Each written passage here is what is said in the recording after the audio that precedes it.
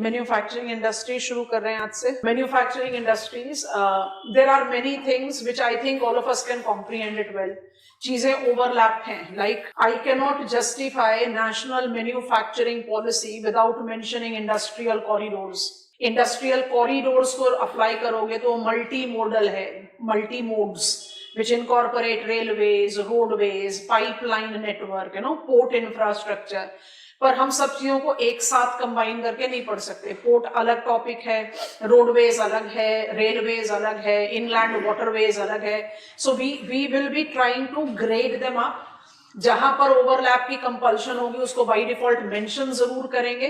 जैसे today we have decided as per our study plan which I give you yesterday, हम chemical industries से शुरुआत करेंगे। थोड़ा सा सोच कर देखो, केमिकल इंडस्ट्रीज का जो जिस्ट है, जो फाउंडेशन है, वो पेट्रो रिफाइनिंग इंडस्ट्रीज से शुरू हो रहा है। पेट्रो रिफाइनिंग इंडस्ट्रीज या पेट्रोलियम सेक्टर के बारे में जब बात करना शुरू करेंगे तो by default we have to take into consideration the sustainable government policies, because India by default is working inching closer and is very promising player, I can use that expression, towards a net zero emission। तो जैसे ही आप petroleum sector programmes के बारे में बात करना शुरू करते हैं तो you do come across green ammonia, second and third generation biodiesel production, I'm talking about bioenergy sources। तो हम उनको टच जरूर करेंगे बट उनको डिटेल्स में लेकर नहीं जाएंगे। हम आपको biodiesel first, second, third generation, first, second, third and fourth generation चारों के बारे में बताएंगे when I take you to food processing. क्योंकि जो एथेनॉल ब्लेंड विद पेट्रोल है that goes directly with giving somewhere this sustainability, stability to sugar sector. इसलिए हमने शुगर के बारे में आपको काफी हाइप क्रिएट किया हुआ है। थ्रू आउट एग्रीकल्चर हम बोल रहे थे कि शुगर सेक्टर को हम ग्रेजुअली मल्टीपल स्टेप्स में समझेंगे। एग्रीकल्चरल डोमेन में we have understood one very clear thing, sugar as non traditional plant, B second major producer, just like cotton, non-traditional plantation, we are second major producer। और अगर हम geographical dimension दें तो sugar cane is produced in much bigger, broader area than cotton। पर हमने अपना जब crop ecological zonation select किया तो non-traditional plantation में हमने cotton को choose किया, cane को नहीं, क्योंकि cane cultivators may not continue to cultivate cane। और that is the reason we are having a spiral, एक बड़ा टिपिकल सा स्पाइरल चलता है हमारे कंट्री में for sugar sector of surplus and deficit, surplus and deficit, surplus and deficit. क्योंकि जब आप इस क्रॉप को मिनिमम सपोर्ट प्राइस अप्रेजल देते हो तो farmers decide to cultivate it. अब farmers decide to cultivate it, this is equal to more supply of cane in market. तो फार्मर्स का इकोनॉमिक इंटरेस्ट जो है वो थोड़ा सा क्वेश्चन मार्क पे चला जाता है क्योंकि उनके पास बार्गेनिंग राइट्स नहीं रहती। Obliging minimum support price is what we get maximum as cane farmers। अब क्योंकि ये नॉन ट्रेडिशनल प्लांटेशन है तो मुझे ये लॉस एज फार्मर कम से कम 2 से 3 हार्वेस्टिंग सीजन बियर करना पड़ेगा। तो जिस समय आप लास्ट क्रॉप को हार्वेस्ट करते हुए डी रूट करोगे केन को, आप क्या बोलोगे, आप कभी केन नहीं कल्टीवेट, और कभी नहीं करना is equal to what, supply कम हो गया, डिमांड ज्यादा है, प्राइसेस हाइक होंगी, union government will appraise cane, फिर आप कहोगे चलो कल्टीवेट करते हैं। तो उसको स्टेबिलिटी देने के लिए there has been the bio energy policy oriented towards ethanol blend. तो कुछ मेंशन जरूर आते हैं इन दी स्टडी, जो जहां पर 100% क्लैरिफाइड नहीं होगा हम जरूर बोलेंगे, इसके बारे में हमने अभी डिटेल्स में बात नहीं की, हम करेंगे। बाकी by default we are covering up, और पर उस टॉपिक के लिए जितना रिक्वायर्ड है वो बाय डिफॉल्ट हम साथ में कवर करते हुए चलेंगे। So there are some massive overlaps which will be encountering, so just be prepared with it. We are all set to begin. Locational aspects, I want to refer it as locational analysis, ताकि ये मुझे compatibility दे दे मेरे एक बिल्कुल core element of human geographical study से, locational analysis in human geography. तो हम locational analysis of Indian manufacturing industries कर रहे हैं। हमारी शुरुआत हो रही है केमिकल इंडस्ट्रीज से।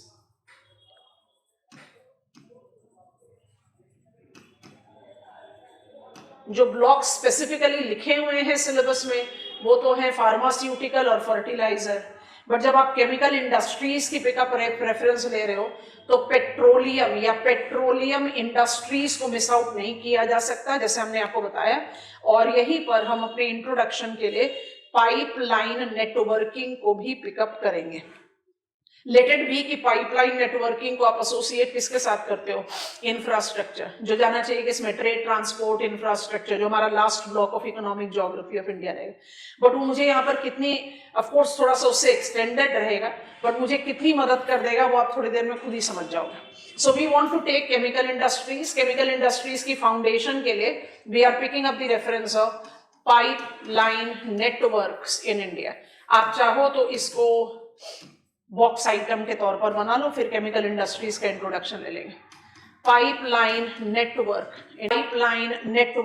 इन इंडिया, पॉइंट 1 लिखेंगे। This infrastructure constituent is comprised of crude oil product and gas pipeline. Next point, predominantly incorporate IOCL, Indian Oil Corporation Limited, HPCL, Hindustan Petroleum, BPCL, Bharat Petronet and Oil India Limited, OIL, bracket में डालो, in crude oil and product pipeline network.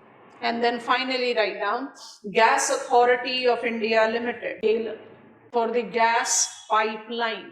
आज की date में prominent focus gas pipeline पर है, जिसमें national gas grid, फिर city gas networking, फिर you are having LNG terminal और वहां से डिस्ट्रीब्यूशन, एलपीजी डिस्ट्रीब्यूशन। तो थोड़ा सा बल्कियर है, बट एक इंट्रोडक्शन हमने दे दिया। Pipeline network in India can be demarcated into 2। आप लिख चुके हो इसको, तो दोबारा नहीं लिखना है, हम बस रिमाइंडर दे रहे हैं that we have got petroleum. अब पेट्रोलियम के साथ आप crude oil and petro product दोनों का रह रहे हैं। यहां पर आपके principal players IOCL, HPCL, BPCL। Actually हम इसके बाद रुक सकते हैं, बट फिर भी हमने आपको ऑयल एंड पेट्रोनेट सबका रेफरेंस दे दिया। इसके अलावा हमारे पास गैस पाइपलाइन नेटवर्किंग है, आज की डेट में भी associated as one nation one grid, जिसका principal player gas authority of India limited है। Ministry of petroleum and natural gas के डोमेन में जितने पब्लिक सेक्टर प्लेयर्स हैं सब हमारे रेडार पर आने वाले हैं। तो जब हम इंडस्ट्रियल पॉलिसीज पर कंक्लूड करना शुरू करेंगे इंडस्ट्रीज को, तो which are the prominent strategic sector, अब है ना स्ट्रैटेजिक नॉन स्ट्रैटेजिक, तो which are the strategic sector public sector enterprises, क्योंकि सिलेबस का एक टॉपिक है ना role of public sector enterprises, तो आप उसको एक स्पेसिफिक टॉपिक के तौर पर नहीं पिकअप कर सकते। You have to understand which are the segment. और माइंडेड इंडस्ट्रीज पर खत्म होगा नहीं, आपको उसको ट्रांसपोर्ट पर भी तो ले जाना पड़ेगा, टेलीकम्युनिकेशन पर भी तो ले जाना पड़ेगा। BSNL को कहां डालोगे, पब्लिक सेक्टर एंटरप्राइजेस में ही तो डालोगे। TCIL को कहां डालोगे, टेली कंसल्टेंसी इंडिया लिमिटेड, ये भी तो पब्लिक सेक्टर एंटरप्राइज है। Originally it was providing telecom services in India, now it is an external hand. तो आप जो tele services to SAARC, tele services to pan African nations, वो कौन दे रहा है, TCIL दे रहा है। सो PSCs का काम इंडस्ट्रीज में खत्म नहीं होगा, but we still have got the developmental purview that will be applied with it. अच्छा, पेट्रोलियम का छोटा सा जो हमारे लिए बहुत स्ट्रांगली रिक्वायर्ड है, देयर आर स्मॉलर रीजनल बहुत सारे पाइपलाइन है, but we insist on 2 major pipeline to begin with. तो मेरा जो ब्लॉक 1 है पेट्रोलियम एंड प्रोडक्ट पाइपलाइन का कॉम्बिनेशन, उसको हम पिकअप कर रहे हैं। यहाँ पर हम ग्रेजुअली हम इस फ्लो चार्ट को कंप्लीट कर देंगे, तो आप उसको बाद में चाहेंगे तो कॉपी डाउन करेंगे। So in the petroleum we wish to take into reference 2 pipeline।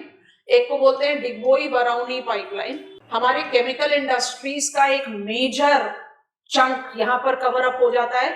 और आप अगर आंसर भी लिख रहे हो पाइपलाइन नेटवर्किंग इन फैसिलिटेटिंग डिसेंट्रलाइज्ड डेवलपमेंट, ये बड़े अच्छे एग्जांपल्स के तौर पर इस्तेमाल किए जा सकते हैं। ठीक है, Digboi Barauni pipeline and सलाया Mathura pipeline. Next point बनाकर आप लिख सकते हैं, in the petroleum and product pipeline network, in the petroleum and product pipeline network, Digboi Barauni, A और B करके लिख लो, Digboi Barauni and Salaya Mathura pipe forms significant determiners of petroleum underlying and other chemical industry। हो गया, पेंसिल हाथ में आएगी, marker ले लो, darker colour pen ले लो, जैसा भी आपको मर्जी हो रहा वो लेंगे।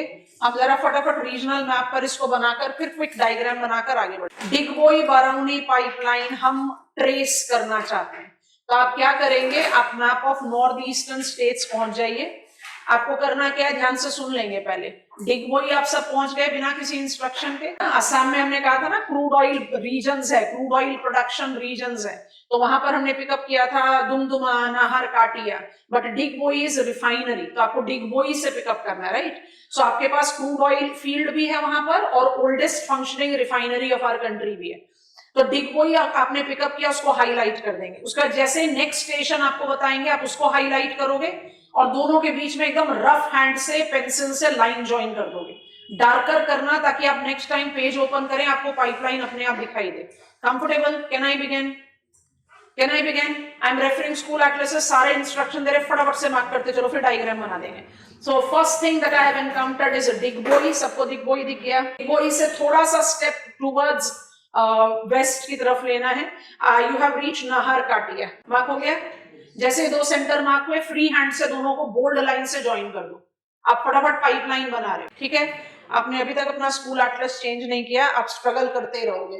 ये रहा डिगबोई, नाहर काटिया नहीं दिया हुआ, आप सीधा शिवसागर। सागर क्या चीज की याद दिला रहे हो बच्चों? कोल। कौन सा कोल? लिखा हुआ तो आ गई ना मदद, देखो इसलिए लिखवाते हैं, जल्दी बताओ कौन सा coal? Coal India limited, only example in extra peninsula with river bed giving you coal, right? Okay. Sivasagar is your third terminus, mark करो। नाहर काटिया से शिवसागर को टच करो, कर दिया। इसके बाद थोड़ा सा और आगे बढ़ेंगे, you have to take reference of, थोड़ा सा बड़ा डिस्टेंस ट्रेवल करना है। ब्रह्मपुत्र वैली के लेफ्ट बैंक पर ही रहोगे, काफी बड़ा डिस्टेंस है। Have you reached Guwahati? पहुंचो पहुंचो पहुंचो, बहुत बड़ा डिस्टेंस ट्रेवल करना है। कौन? गुवाहाटी तो पहुंच जाओगे, मेघालय के बिल्कुल नॉर्थ में। शिवसागर से गुवाहाटी तक ब्रह्मपुत्र के लेफ्ट बैंक पर ही रहिए, ज्वाइन द पाइपलाइन, लंबा डिस्टेंस ट्रैवल हो गया। अब आप ब्रह्मपुत्र रिवर को क्रॉस कर रहे हैं, गुवाहाटी से आप नॉर्थ वेस्ट की तरफ जा रहे हैं, मानस दिखाई दे रहा है, बोंगाई गांव विजिबल हो गया, पहुंच गए। पाइपलाइन को ब्रह्मपुत्र रिवर को क्रॉस कराते हुए बोंगाई गांव को टच कीजिए। I think you have done that. Bongaigaon के बाद और थोड़ा वेस्ट जाकर सब हिमालयन वेस्ट बंगाल में पहुंचेंगे और सिलीगुड़ी को देखकर उसको हाईलाइट करो, मिल गया। और बोंगाई गांव से सिलीगुड़ी पर पाइपलाइन ले जाओ, ठीक है। कौन कौन से टर्मिनस मार्क किए हैं? डिगबोई, नाहर काटिया, शिवसागर, गुवाहाटी, बोंगाई गांव, सिलीगुड़ी। अभी कुछ नहीं, बस मार्क करते जाओ। अब सिलीगुड़ी के बाद जो पाइपलाइन है उसको आपने नेपाल को नहीं ले जाना, नेपाल में नहीं जाना है, इंडिया में ही रहना है। सिलीगुड़ी से आप अपने पाइपलाइन को बिहार में एंटर कराइए। इस पेज को छोड़िए, आ जाइए मैप ऑफ बिहार में। मैप ऑफ बिहार में आपको रेफरेंस पॉइंट पर दिखाई दे रहा है सिक्किम, सब हिमालयन वेस्ट बंगाल। तो इमेजिन करो कि आप पाइपलाइन को वहां से लेते हुए आ रहे हो। अब आपको कहाँ रहना है? ध्यान से इंस्ट्रक्शन सुनना और फट से पहुंच जाना। आप हैं मिथिला प्लेन्स पर और आप गंगा के बिल्कुल बैंक पर हैं। आप पहुंच गए हैं बरौनी। पाइपलाइन का नाम क्या लिखवाया? डिगबोई बरौनी पाइपलाइन। तो ऐसा लग रहा है कि पाइपलाइन तो खत्म हो गई, जी नहीं हुई। डिगबोई बरौनी पाइपलाइन को आपने आगे स्ट्रेच करना है, बाइफरकेटिंग इट। तो क्योंकि इसी पेज पर बाइफरकेशन ऑफ सेकेंडरी प्रोमिनेंस है, तो पहले उसको मार्क कर लेते हैं, फिर प्राइमरी प्रोमिनेंस को मार्क करेंगे। बरौनी से आपका पाइपलाइन उत्तर प्रदेश में एंटर कर रहा है।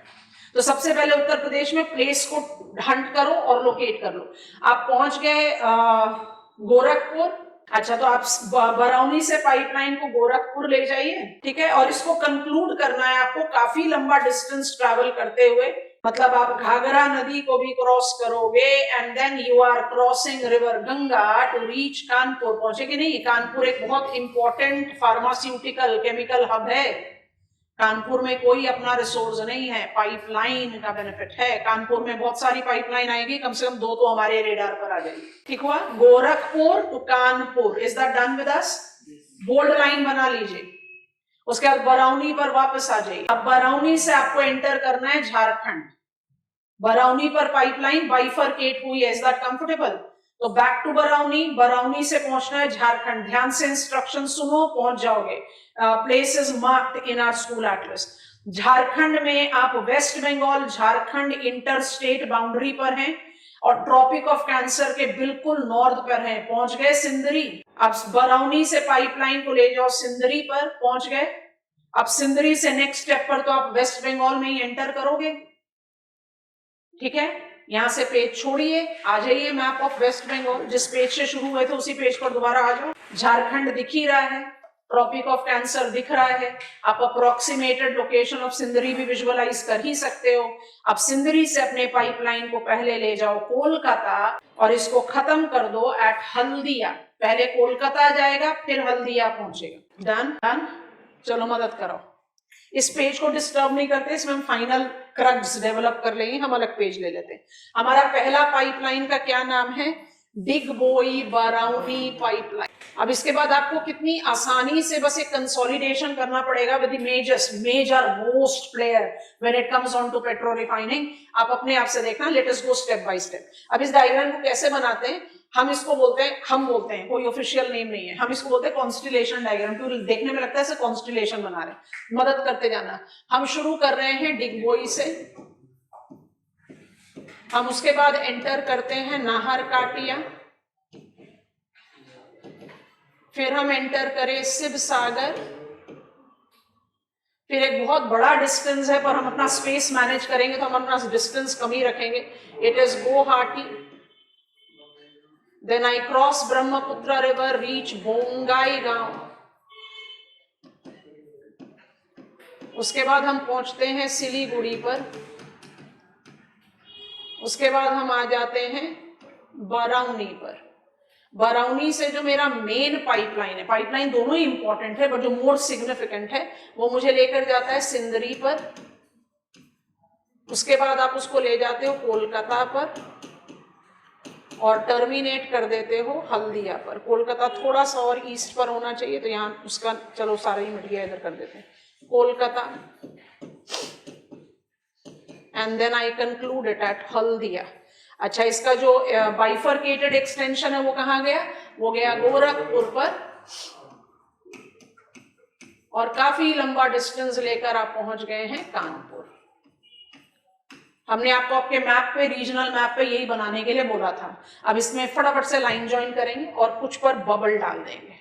उस बबल का क्या सिग्निफिकेंस है अभी थोड़ी देर में समझा रहे हैं। Digboi to Naharkatia to Shivsagar to Guwahati to Siliguri to Barauni to Sindri to Kolkata to Haldia to Gorakhpur to Kanpur. बना मेरा पहला पाइपलाइन। जल्दी से बनाओ अपने रजिस्टर, एकदम जल्दी से बनाओ। आपको मैप मार्किंग क्वेश्चन आए, आपको पाइपलाइन का डायग्राम बनाना है, इससे आसान तरीका है ही नहीं। आज के बाद आप भूलोगे ही नहीं। बॉक्स में डाल देना, डिसाइड करना कि क्वेश्चन की क्या रिक्वायरमेंट है, बनाना चाहिए कि नहीं। खुद कोशिश करो। 2 बार हमने रिपीट कर दिया, एक बार मार्क करा दिया, एक बार बना दिया, डन हो गया। बॉक्स में डालने से पहले बस एक चीज और ऐड कर दीजिए इस डायग्राम में, and that is the reason we are taking so much of efforts to learn some of the pipelines in their complete। ठीक है, डायग्राम को बॉक्स करने से पहले बबल कर रहे हैं। Digboi is bubbled, Guwahati is bubbled, Bongaigaon is bubbled, 3 हो गए। बरौनी इज बबल्ड, 4 हो गया। हल्दिया इज बबल्ड, 5 हो गया। ये सब IOCL के पेट्रो रिफाइनिंग सेंटर्स हैं। तो मुझे बताने की जरूरत नहीं है कि ये मेरा सबसे बड़ा मेजर पाइपलाइन जो है वो IOCL के पास 9+2 रिफाइनरीज हैं, सबसे बड़ा प्लेयर है। Central public sector enterprise which has got the leading status in exploration and production is ONGC। हो गया, मार्क हो गया। पहले बॉक्स करो।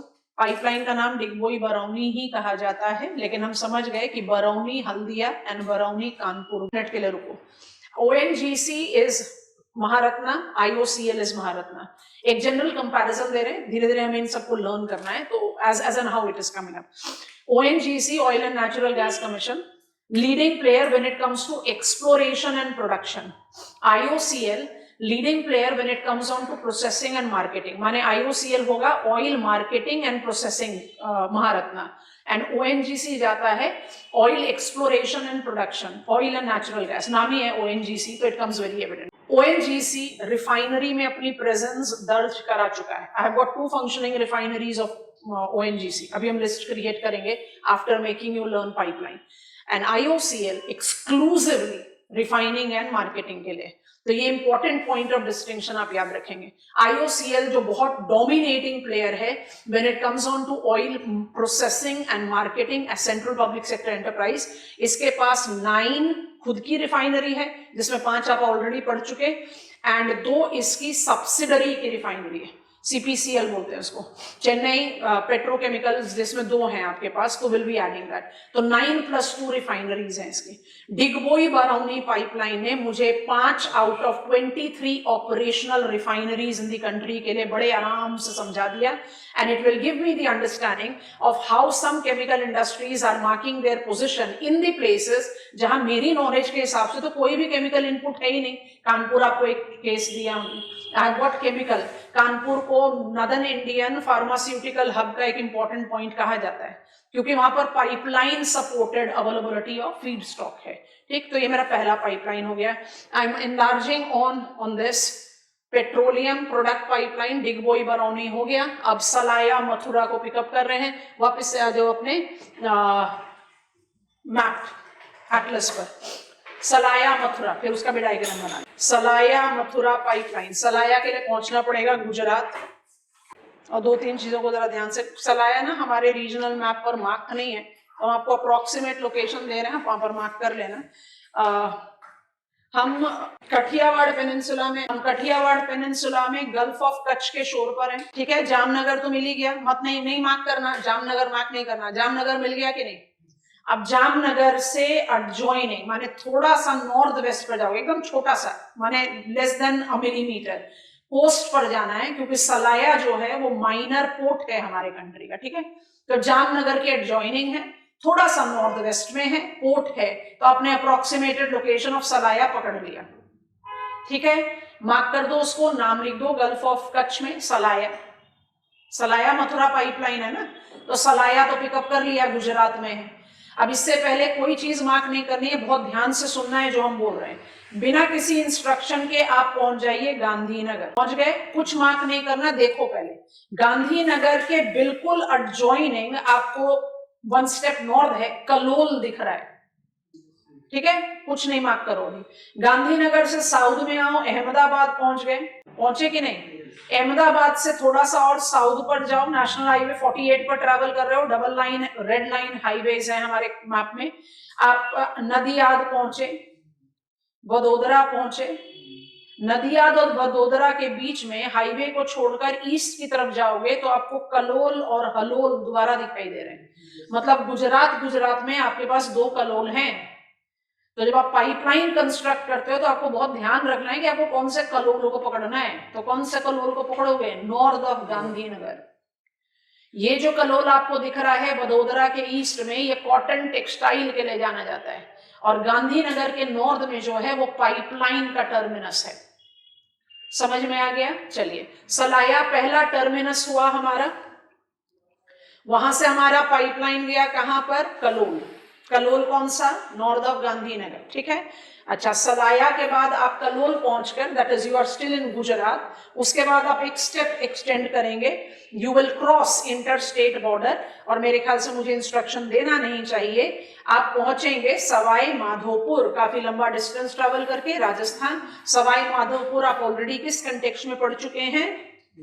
लाइमस्टोन। कौन सा लाइमस्टोन? विंध्यन लाइमस्टोन। हमारा फेमिलियरिटी बढ़ता जा रहा है ना प्लेसेस के साथ। ठीक है, सवाई माधोपुर से आप सवाई माधोपुर पहुंचने से पहले कोटा को जरूर ऐड कर लो, कोटा मिस कर दिया।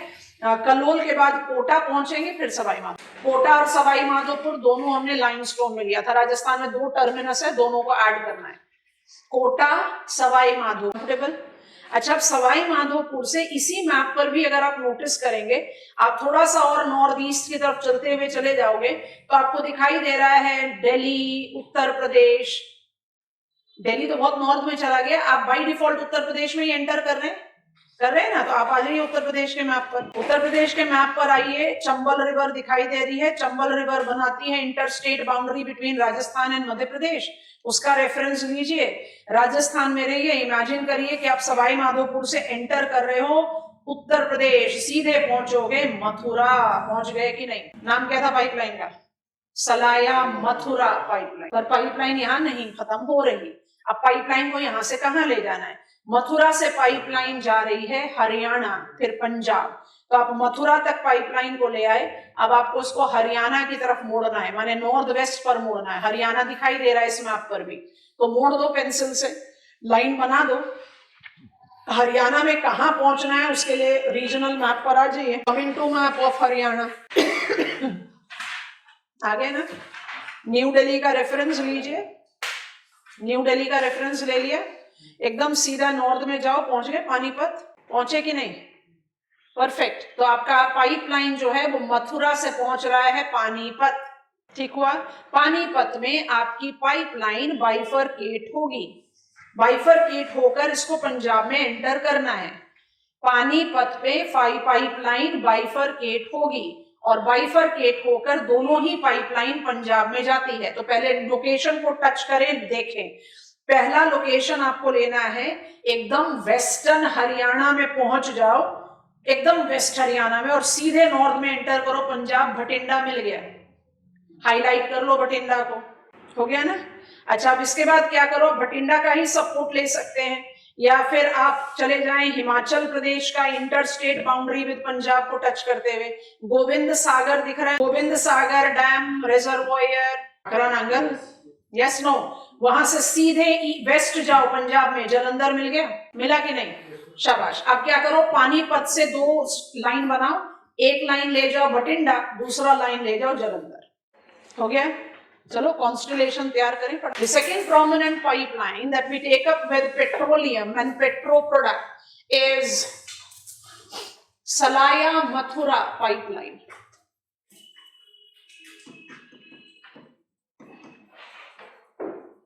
सलाया मथुरा पाइपलाइन भी petroleum and petro product pipeline है। ठीक है? अब इसका नेटवर्क कैसे बनाएं, इसका नेटवर्क बनाने के लिए मदद करना, we have to begin with, हम सारे ही टर्मिनस को लिख रहे हैं, थोड़ा सा शेप को मैनिपुलेट करेंगे ताकि सारा लोकेशन आराम से आ जाए।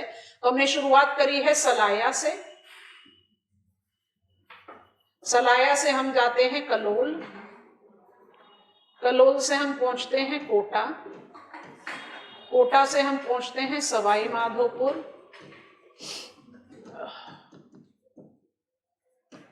सवाई माधोपुर से हम पहुंच जाते हैं मथुरा, मथुरा से हमारी पाइपलाइन जाएगी। अब क्या करें, इसको इरेज कर देते हैं, नाम दूसरी जगह लिख देंगे। मथुरा से हमारी पाइपलाइन जा रही है पानीपत,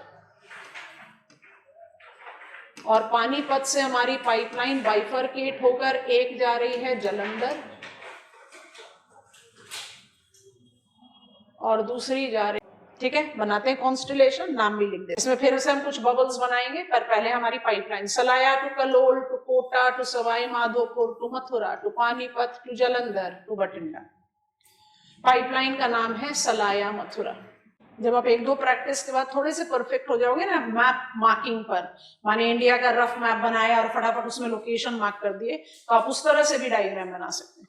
नहीं तो आप सीधा ऐसा डायग्राम बनाओ, उसको रेक्टेंगल में बॉक्स कर दो, उसकी वैल्यू उतनी है, कोई गड़बड़ नहीं है उसका। बन गया? थोड़ा सा रिलैक्स करके सोचो, हमें चाहे आंसर मत भी दो, थोड़ा सा रिलैक्स करके सोचो। IOCL के कितने रिफाइनरीज हमारे रेडार पर ऑलरेडी हैं? कोशिश करें नाम याद करने की। डिगबोई, मदद करो। गुवाहाटी, डिगबोई, गुवाहाटी, बोंगाईगांव, बरौनी, डिगबोई, गुवाहाटी, बोंगाईगांव, बरौनी, हल्दिया। ठीक है? इसमें बबल डाल रहे हैं, ऐसे ही बबल डाल देंगे, अपने आप ही पता चल गया कि भाई IOCL का पाइपलाइन है। तो IOCL के 5 रिफाइनरी हमारे रेडार पर ऑलरेडी है, 2 और आ रहे हैं, Mathura refinery and Panipat refinery, and Panipat refinery. Diagram बस एक और पाइपलाइन का बनाएंगे, बट पाइपलाइन का रेफरेंस लेना है। अच्छा, थोड़ी देर के लिए स्कूल एटलसेस को हटा देते हैं, अपने बेस फ्लो चार्ट पर चले जाते हैं। We are learning pipeline. Pipeline को जाना चाहिए इंफ्रास्ट्रक्चर में, बट पाइपलाइन के सपोर्ट से हम कितने वंडर्स क्रिएट कर लेते हैं। I think it makes sense। आप केमिकल इंडस्ट्रीज की स्टडी को बिना पेट्रोलियम इंडस्ट्री के तो कर ही नहीं सकते। And India is dependent on imported crude oil to the tune of 80% of our requirement। तो automatically जो crude oil production and distribution network है उसमें pipeline का बहुत बड़ा major role है। We may not be a major producer of crude oil in world, but we are one of the most dependable exporter of petroleum products। तो हमारा petroleum industry, ministry का भी नाम है ministry of petroleum, crude oil नहीं है, ministry of petroleum और natural gas के साथ आप एसोसिएट करते हो one of the most consistent value added export item petro products के बारे में, and that is the reason chemical industries में it is by default that I need to talk about pipeline. इसमें कोई भी आउट ऑफ कंटेक्स्ट की study नहीं। I am going back to my first page. Gas pipeline को associate करते हो, next pointer बनाओ, gas pipeline in the domain of one nation one gas grid.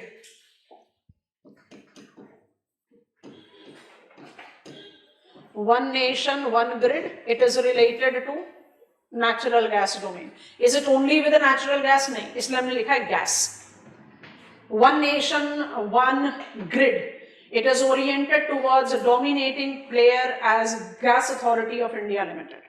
ठीक, इसमें जो मेरा सबसे prominent block होगा वो नंबर 1 है, होगा National Gas Grid.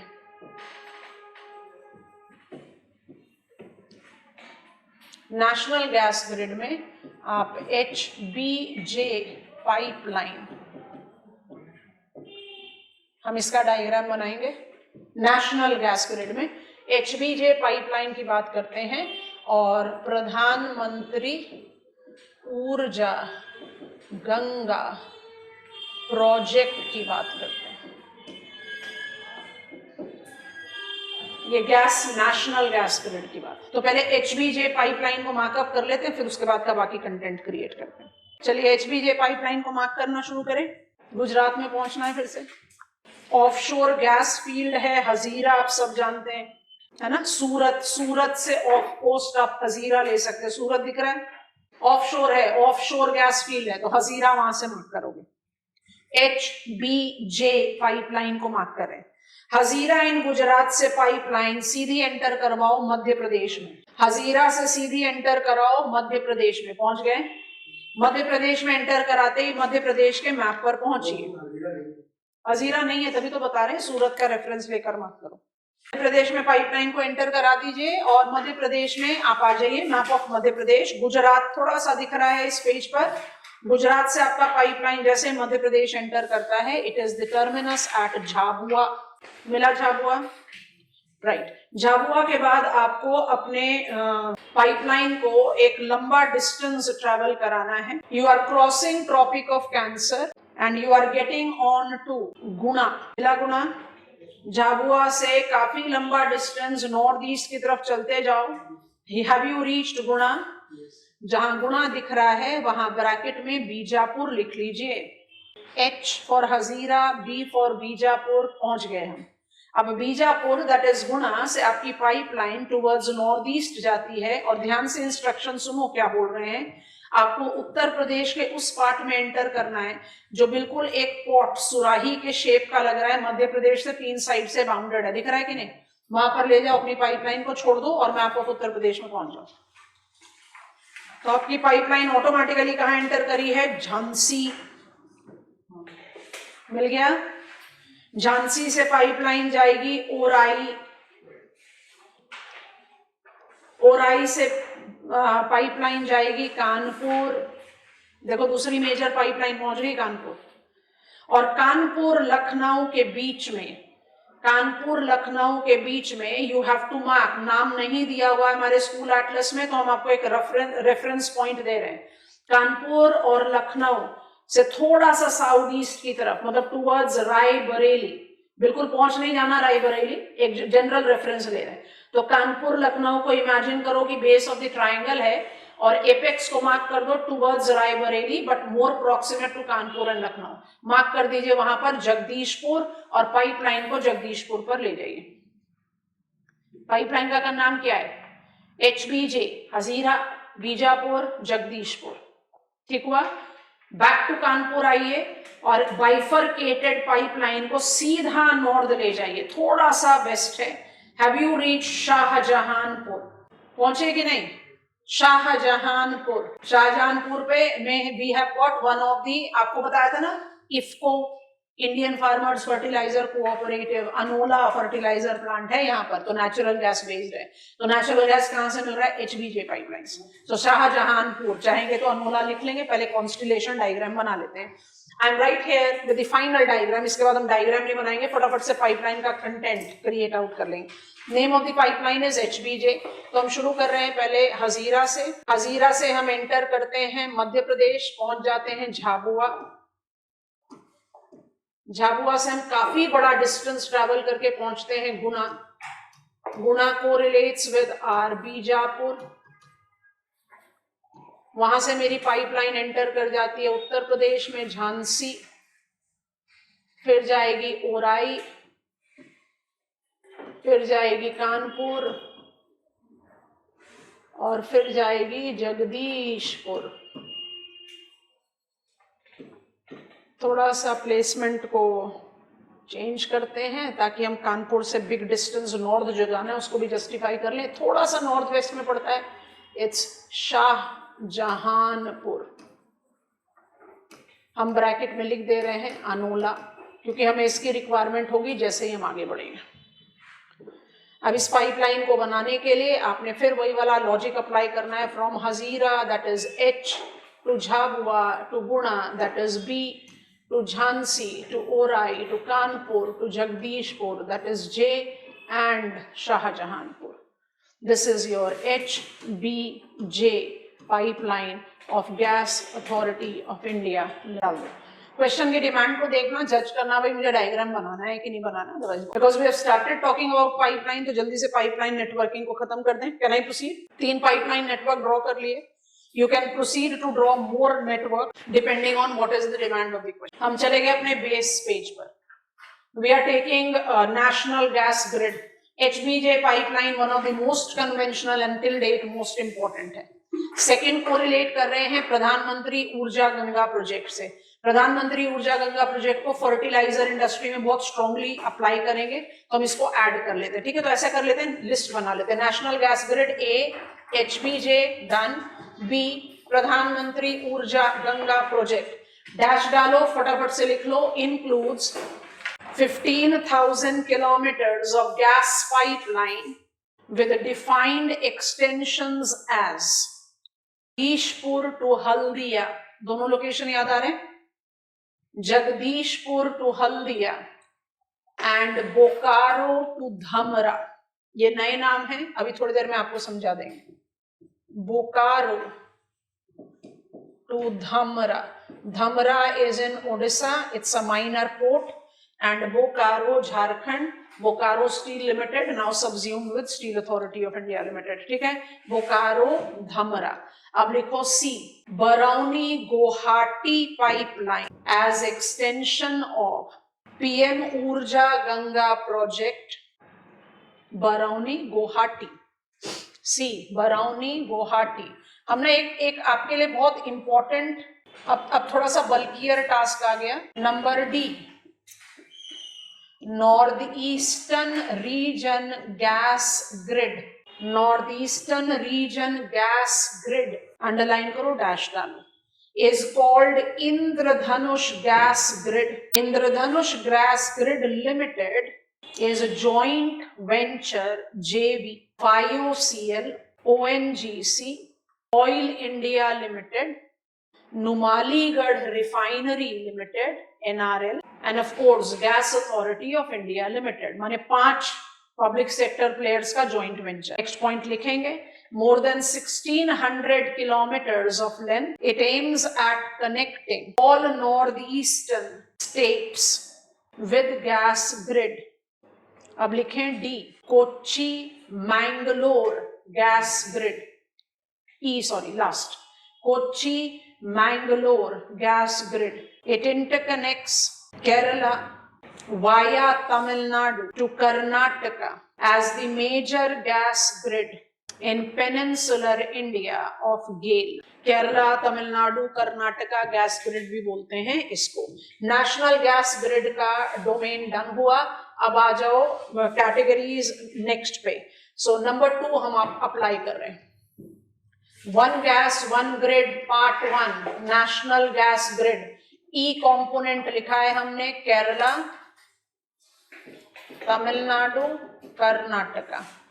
मैंगलोर दोनों को कनेक्ट करता हुआ, तो it's a major project of GAIL in peninsular India.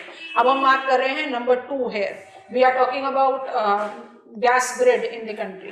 National gas grid के बाद हम अब बात कर रहे हैं LPG gas grid, liquefied petroleum gas grid. 2 pointers लिखना है फटाफट से। जामनगर लोनी, जामनगर टू लोनी, जामनगर लोनी लिखो। Loni is in Ghaziabad via Delhi. Jamnagar Loni as existing LPG gas grid more than 1400 kilometers in length।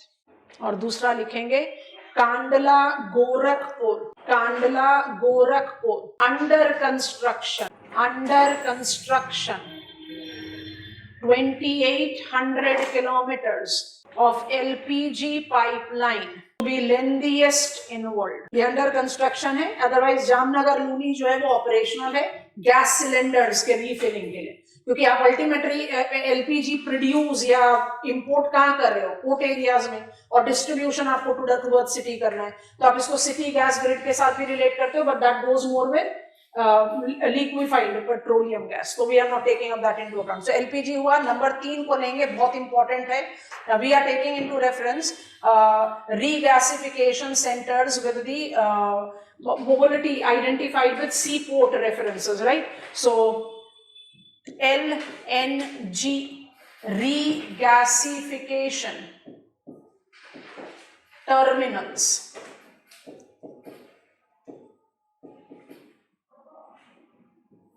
दोबारा मौका मिलेगा नहीं।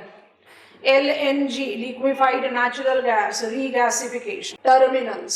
Point 1, all the operational terminals imports, stores and convert LNG back to natural gas for its distribution pan India। ठीक है, next pointer, operational terminals includes, list करते हैं state wise ताकि नाम याद रखने में आसान रहे। दाहेज, हजीरा, मुंदरा, दाहेज, हजीरा, मुंदरा कहाँ हुए, गुजरात। धाबोल, धाबोल रत्नागिरी में है, धाबोल एंड जयगढ़ ये दोनों हुए महाराष्ट्र में। ठीक है, तो 3 Gujarat 2 Maharashtra, Dabhol that is Ratnagiri and Jaigarh. ठीक हो गया। अच्छा, अब कोच्चि केरला, धमरा, लॉजिक आ गया नेशनल ग्रिड का, धमरा उड़ीसा एंड एन्नोर तमिलनाडु, एंड एन्नोर तमिलनाडु। रुक जाइए क्लास 2 मिनट। ये आपका टेबल ऑलमोस्ट रेडी है, इसमें बस हमें थोड़ा सा एनलार्जमेंट करना है। We are learning the introductory base for the study of chemical industries. Chemical industries को आप एसोसिएट करते हैं few of the very major public sector players के साथ, जिसको लर्न करने या जिसको समझने के लिए आपको petroleum product and natural gas pipeline के बारे में पढ़ना जरूरी है। नेचुरल गैस पाइपलाइन के बारे में जब पढ़ते हैं तो LNG gasification centres by default include होते हैं, बट नेशनल ग्रिड के अलावा we do have got the LPG pipelines also, तो उसको भी हमने जगह दे दी अपने लिस्ट ऑफ द स्टडी में। When I take reference of petroleum, I take into account 2 major pipelines for the country। इस्तेमाल करना है, बस अब जा रहे हैं कंसोलिडेशन पर। I have got Salaya Mathura pipeline, I have got Digboi Barauni pipeline, you know the networking there। जब आप गैस ग्रिड की बात कर रहे हो तो नेशनल गैस ग्रिड को डिमार्केट करते हैं, फिर यू गेट इनटू सब नेशनल लेवल, इस तरह से हमने ऑर्गेनाइज किया है, बट इन सबको आप अप्लाई करते हो वन नेशन वन ग्रिड, तो they are considered to be part and parcel of the same. आप बस स्केल एनलार्जमेंट करते चले जा रहे हैं। तो नेशनल गैस ग्रिड में बाय डिफॉल्ट भी टेक इनटू रेफरेंस एचबीजे कन्वेंशनल है। जब वो कहते हैं ना तापी पाइपलाइन, तो ये ट्रांस नेशनल पाइपलाइन है। ये पाइपलाइन मुझे तुर्कमेनिस्तान से गैस लाकर कहाँ देगी, फजिल्का पंजाब, और फजिल्का पंजाब से एचबीजे पाइपलाइन से आप इसको लिंक अप करेंगे। तो that is the proposal that we are working on towards. हम आपको तापी पाइपलाइन इंडिया के we call it manifestation, regional manifestations in geopolitics, उसमें समझाएंगे जियोपॉलिटिकल आइडियाज में, अभी नहीं। तो I have got HBJ pipeline and then when I take up reference of Pradhan Mantri Urja Ganga, ये बहुत इंपॉर्टेंट मोबिलाइजेशन है 2015 के बाद, which orients towards reviving sick fertilizer plants। प्रधानमंत्री ऊर्जा गंगा के साथ ही आप एसोसिएट करेंगे Hindustan Urvarak Rasayan limited, रिकमीशन्ड public sector enterprise, जो सिक ऑलरेडी फंक्शनिंग फर्टिलाइजर प्लांट्स को रिवाइव करने का काम करते हैं। तो हम एक बेस भी क्या तैयार कर रहे हैं अपने सब्सिक्वेंट स्टडी के लिए। इसको हमने 2 टर्मिनस के साथ एसोसिएट कर दिया, Jagdishpur, Bokaro, Dhamra and Haldia. In 4 stations को हमने एज मोबिलाइज्ड एग्जांपल के तौर पर छोड़ दिया। उसके बाद बरौनी से गुवाहाटी गए, गुवाहाटी से आगे बढ़ोगे तो लगभग सारे इंपॉर्टेंट सेंटर्स, आप गैंगटॉक से लेकर, ईटानगर से लेकर, कोहिमा से लेकर, आइजोल से लेकर सारे नॉर्थ ईस्टर्न स्टेट्स को इंक्लूड कर लें। कहां गए आप? Indradhanush gas grid limited. Indradhanush gas grid limited 5 public sector player का जॉइंट वेंचर है, और इंद्रधनुष गैस ग्रिड लिमिटेड जो 5 पब्लिक सेक्टर डोमेन का जॉइंट वेंचर, उसका सिंपल लॉजिक क्या है? मुझे नॉर्थ ईस्टर्न रीजन में availability, ensuring the availability of natural gas. अब आप जब इवेंचुअली बात करोगे regional planning, backward area planning, तो आपका इंद्रधनुष गैस ग्रिड अच्छा एग्जाम्पल बन जाएगा ना वहां के लिए अप्लाई करने के लिए। So you can interview the content. तो नेशनल गैस ग्रिड में आपका आया एचबीजे, आपका आया प्रधानमंत्री ऊर्जा गंगा, फिर आपका आया बरौनी गुवाहाटी, फिर आपका आ गया इंद्रधनुष गैस ग्रिड। और सदर्न इंडिया को रिप्रेजेंटेशन देने के लिए हमने Kochi to Bengaluru network via Tamil Nadu है, एक major pipeline network of gas authority of India limited in southern states of India. उसके बाद हमने सेकेंड पॉइंट लिया, it correlates with liquefied petroleum gas networking. Jamnagar Loni बहुत इंपॉर्टेंट ऑपरेशनल है। It is ensuring the refilling centers at Loni distributing this LPG cylinder precisely in major part of Northern Plains। और जो दूसरा हम मोबिलाइज कर रहे हैं, it is going to be world's lengthiest 2800 kilometre lengthiest LPG pipeline। It basically oriented towards decentralizing cylinder filling terminus, तो उसको भी ऐड कर लिया इन बिटवीन। पर हमारी रिक्वायरमेंट जो थी वो एलएनजी के साथ ज्यादा थी। एलएनजी रीगैसिफिकेशन टर्मिनल्स क्यों बोलते हैं? आपने जो imported natural gas in liquefied form लिया है, इन 8 सेंटर्स पर आप उनको रिसीव कर रहे हो, स्टोर कर रहे हो, कन्वर्ट बैक कर रहे हो to natural gas, and then via pipeline you are distributing it to the country wide perspective. So when you talk about natural gas, I need to talk about LNG regasification terminal. Regasification क्यों बोलते हैं? I think it is comfortable. Liquefied natural gas को रीगैसी, तो natural gas domain comfortable है यहाँ तक? ठीक है, अच्छा। अब इसी के साथ आप पॉइंट आउट करें, क्योंकि केमिकल इंडस्ट्रीज पढ़ना है तो पाइपलाइन नेटवर्क का बैकग्राउंड तैयार कर लिया। अब स्टेप 1 ले रहे हैं केमिकल इंडस्ट्रीज में, यहीं पर ही ऐड कर देते हैं। मेरे ख्याल से आपको अगर कुछ लिखना है तो आप इसको कॉपी कर सकते हो, but you have already done that. तो मुझे केमिकल इंडस्ट्रीज में क्या चीज पढ़नी है? सबसे पहले शुरू कर रहे हैं रिफाइनरीज के साथ। I am already done with it, बस मुझे ग्रेड करना है, बस उसके बाद फिर हम आगे बढ़ जाएंगे। I can take fertiliser, I can take pharmaceutical, चलो फर्टिलाइजर ले लेंगे फार्मास्यूटिकल, और कंक्लूड करते समय पिकअप कर लेंगे सीमेंट। सीमेंट सिलेबस में कहीं लिखा हुआ नहीं है, बट कोर सेक्टर इंडस्ट्री है, ज्यादा समय लेता भी नहीं है। लाइमस्टोन, डोलोमाइट आप जानते ही हो, आपको बस sludge with petrol refining centre, एक थोड़ा फास्ट फॉरवर्ड मोड होगा स्लैग, हमें iron steel industries of India पता नहीं है, तो स्लैग के रेफरेंस में सीमेंट प्लांट के बारे में क्विकली बात कर लेंगे कंक्लूड करते समय। तो सबसे पहले रिफाइनरीज पर जाते हैं, हमने ऑलरेडी उसका बेस तैयार कर लिया। Are you willing to copy this down? जल्दी से तो बॉक्स बना लो, जल्दी, जितनी जल्दी हो सकता है बना के हमें गो एड दो। रिफाइनिंग, पेट्रो रिफाइनिंग सेंटर्स की तरफ, फिर पेट्रोलियम इंडस्ट्री को क्लोज डाउन करेंगे, फिर फर्टिलाइजर पर। जब आपको मैप मार्किंग में पाइपलाइंस बनवाएंगे ना, तो हम आपको इंद्रधनुष गैस ग्रिड के भी टर्मिनस मार्क करवा देंगे, तो उससे क्या हो जाएगा, हम नॉर्थ ईस्ट रीजन के लिए थोड़ा सा और फेमिलियर हो जाएंगे। अदरवाइज अभी लर्निंग के लिए बेस क्रिएट करने के लिए हमारे 3 पाइपलाइन, एक्चुअली एचबीजे की भी कोई डायरेक्ट रिक्वायरमेंट नहीं थी हमें, बट एक सैंपलिंग टुवर्ड्स नेचुरल गैस, इसलिए हमने ले लिया। बढ़ जाए आगे, चलिए शुरू कर रहे हैं हमारा refinery. So block 1 in the chemical industries, we are talking about refinery. So operational refineries in India, इसके साथ जो जो चीजें ऐड होंगी वो ये फैक्चुअल लिस्ट क्रिएट करने के बाद करेंगे। तो मेरा सबसे मेजर प्लेयर है IOCL। IOCL की जो ऑपरेशनल रिफाइनरीज हैं, हम पर्पसफुली नंबर काउंट करते हुए लिखेंगे ताकि हम भी कोई नाम मिस ना कर जाए। इट इज डिगबोई, हम उसी सीक्वेंस में लिख रहे हैं जिस सीक्वेंस में हमने आपको समझाया है। It is Guwahati, it is Bongaigaon,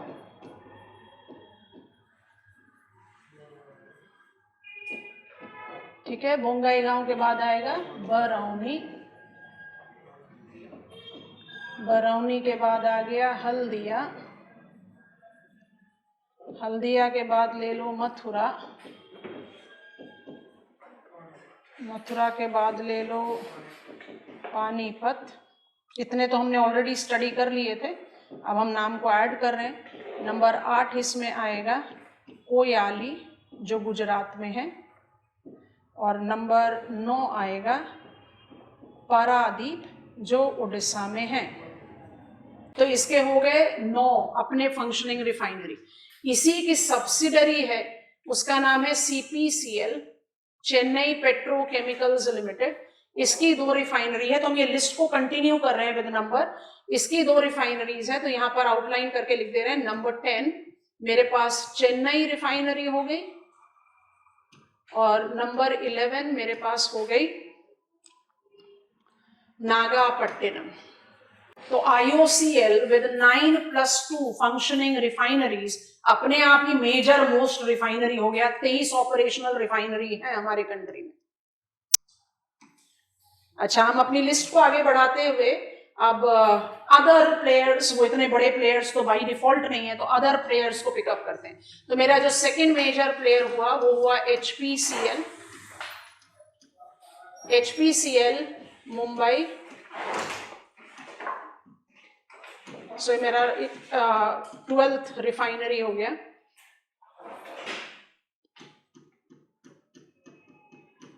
Vizag,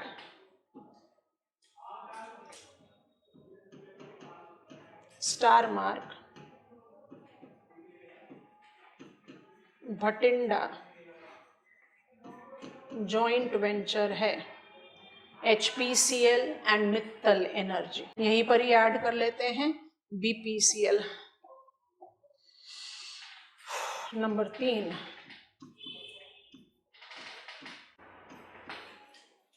BPCL में मेरे पास आएगा नंबर 15 मुंबई। तो मुंबई हैज गॉट 2 रिफाइनरीज, एक है आपका HPCL का, एक है आपका BPCL का।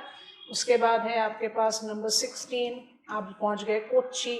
अभी थोड़ी देर पहले आपने पाइपलाइन रेफरेंस लिया है कोच्चि से, तो ऑटोमेटिकली रिफाइनिंग कैपेसिटी के साथ रिलेट करते हैं। और नंबर 17 जो आएगा ये स्टार मार्क के साथ आएगा। दिस इज BPCL एट बिना। बिना is in Madhya Pradesh. BPCL बिना जो है वो जॉइंट वेंचर है, और ये इंटरनेशनल जॉइंट वेंचर है, ओमान रिफाइनरी का इसमें स्टेक है। कुछ चीजें इसी के साथ ही ऐड करने की कोशिश करेंगे, इसलिए लिस्ट क्रिएट कर ले रहे हैं। अच्छा, इसके बाद हम चौथे नंबर पर आ जाते हैं। चौथे नंबर पर आप ले लो नुमालीगढ़ रिफाइनरी लिमिटेड। अभी थोड़ी देर पहले आपको नुमालीगढ़ लिखवाया है 5 joint venture with Indradhanush gas grid, है ना। तो नुमालीगढ़ गैस ग्रिड जो है, इस नुमालीगढ़ रिफाइनरी लिमिटेड, इसका जो ऑपरेशनल रिफाइनरी है वो नुमालीगढ़ में है। Numaligarh is in Assam. ये मेरा हो गया नंबर 18। NRL नाम पूरा लिख दिया क्योंकि इतना पॉपुलर नहीं है। अच्छा, इसके बाद नंबर 5 में आ गया ONGC, oil and natural gas commission. Oil and natural gas commission के आपके रिफाइनरीज होंगे 19 ततीपका, ततीपका is in Andhra Pradesh, and 20 it is Mangalore Refinery and Petroleum Limited at Mangalore.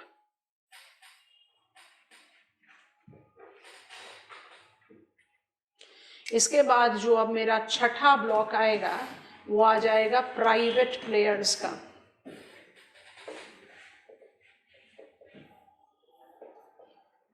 Private players में आपकी refinery number 21 Reliance industries limited, refinery number 22 Reliance industries limited, it is SEZ and this is DTA। और final हमारा है 23 third and final, ये है EOL, that is SR oil limited. ये तीनों के तीनों जो हैं जामनगर में लोकेटेड हैं, और आपने अभी थोड़ी देर पहले जामनगर देखा। रिफाइनरीज की लिस्ट आपके सामने अगर क्रिएट हो गई तो चार्ट आउट करना बड़ा आसान हो गया। 18 है PSC, 2 हैं जॉइंट वेंचर, 3 है प्राइवेट प्लेयर। पढ़ाएंगे डिटेल्स में, अदरवाइज जनरल अवेयरनेस में आपको पता ही होगा। SEZ एक्ट ऑफ देश बना दिया 2025 से। SEZ basically correlates to be, अभी हम बहुत बेसिक पॉइंट पर बोल रहे हैं, स्पेशल इकोनॉमिक जोन को आप कैसे जस्टिफाई कर सकते हैं, very elementary level, it's a foreign territory within the country, logic यही है ना उसका। तो जब आपने लिखा RIL SEZ and RIL DTA, तो DTA क्या हो गया, डोमेस्टिक टैरिफिंग। नहीं समझ आया? SEZ क्या हुआ, जहां पर आपकी रिफाइनरी वर्क कर रही है एज अ फॉरेन टेरिटरी, और डोमेस्टिक टैरिफ एरिया माने आप इंटरनल सेल बहुत बिना किसी डिस्क्रिमिनेशन के कर सकते हो, तो DTA बोलते हैं डोमेस्टिक टैरिफ एरिया। तो 3 प्राइवेट प्लेयर्स हो गए, 23 रिफाइनरी। अब मुझे एक बात बताओ, इस 23 रिफाइनरी में कितनी सारी रिफाइनरी जो बड़े आराम से ही दिमाग में स्टिक कर गई। अब इसके साथ 2 फैक्ट्स को बाहर निकालना है, ठीक है। सबसे पहला फैक्ट ये बाहर निकालना है जो रिमाइंडर, 3 फैक्ट को निकालना है। एक तो रिमाइंडर है, तो हम उसको काउंट नहीं कर रहे थे शुरू में, कि मेरे पास पाइपलाइन का क्या बेनिफिट है विद द रिफाइनरी लोकेशन, आप समझ गए।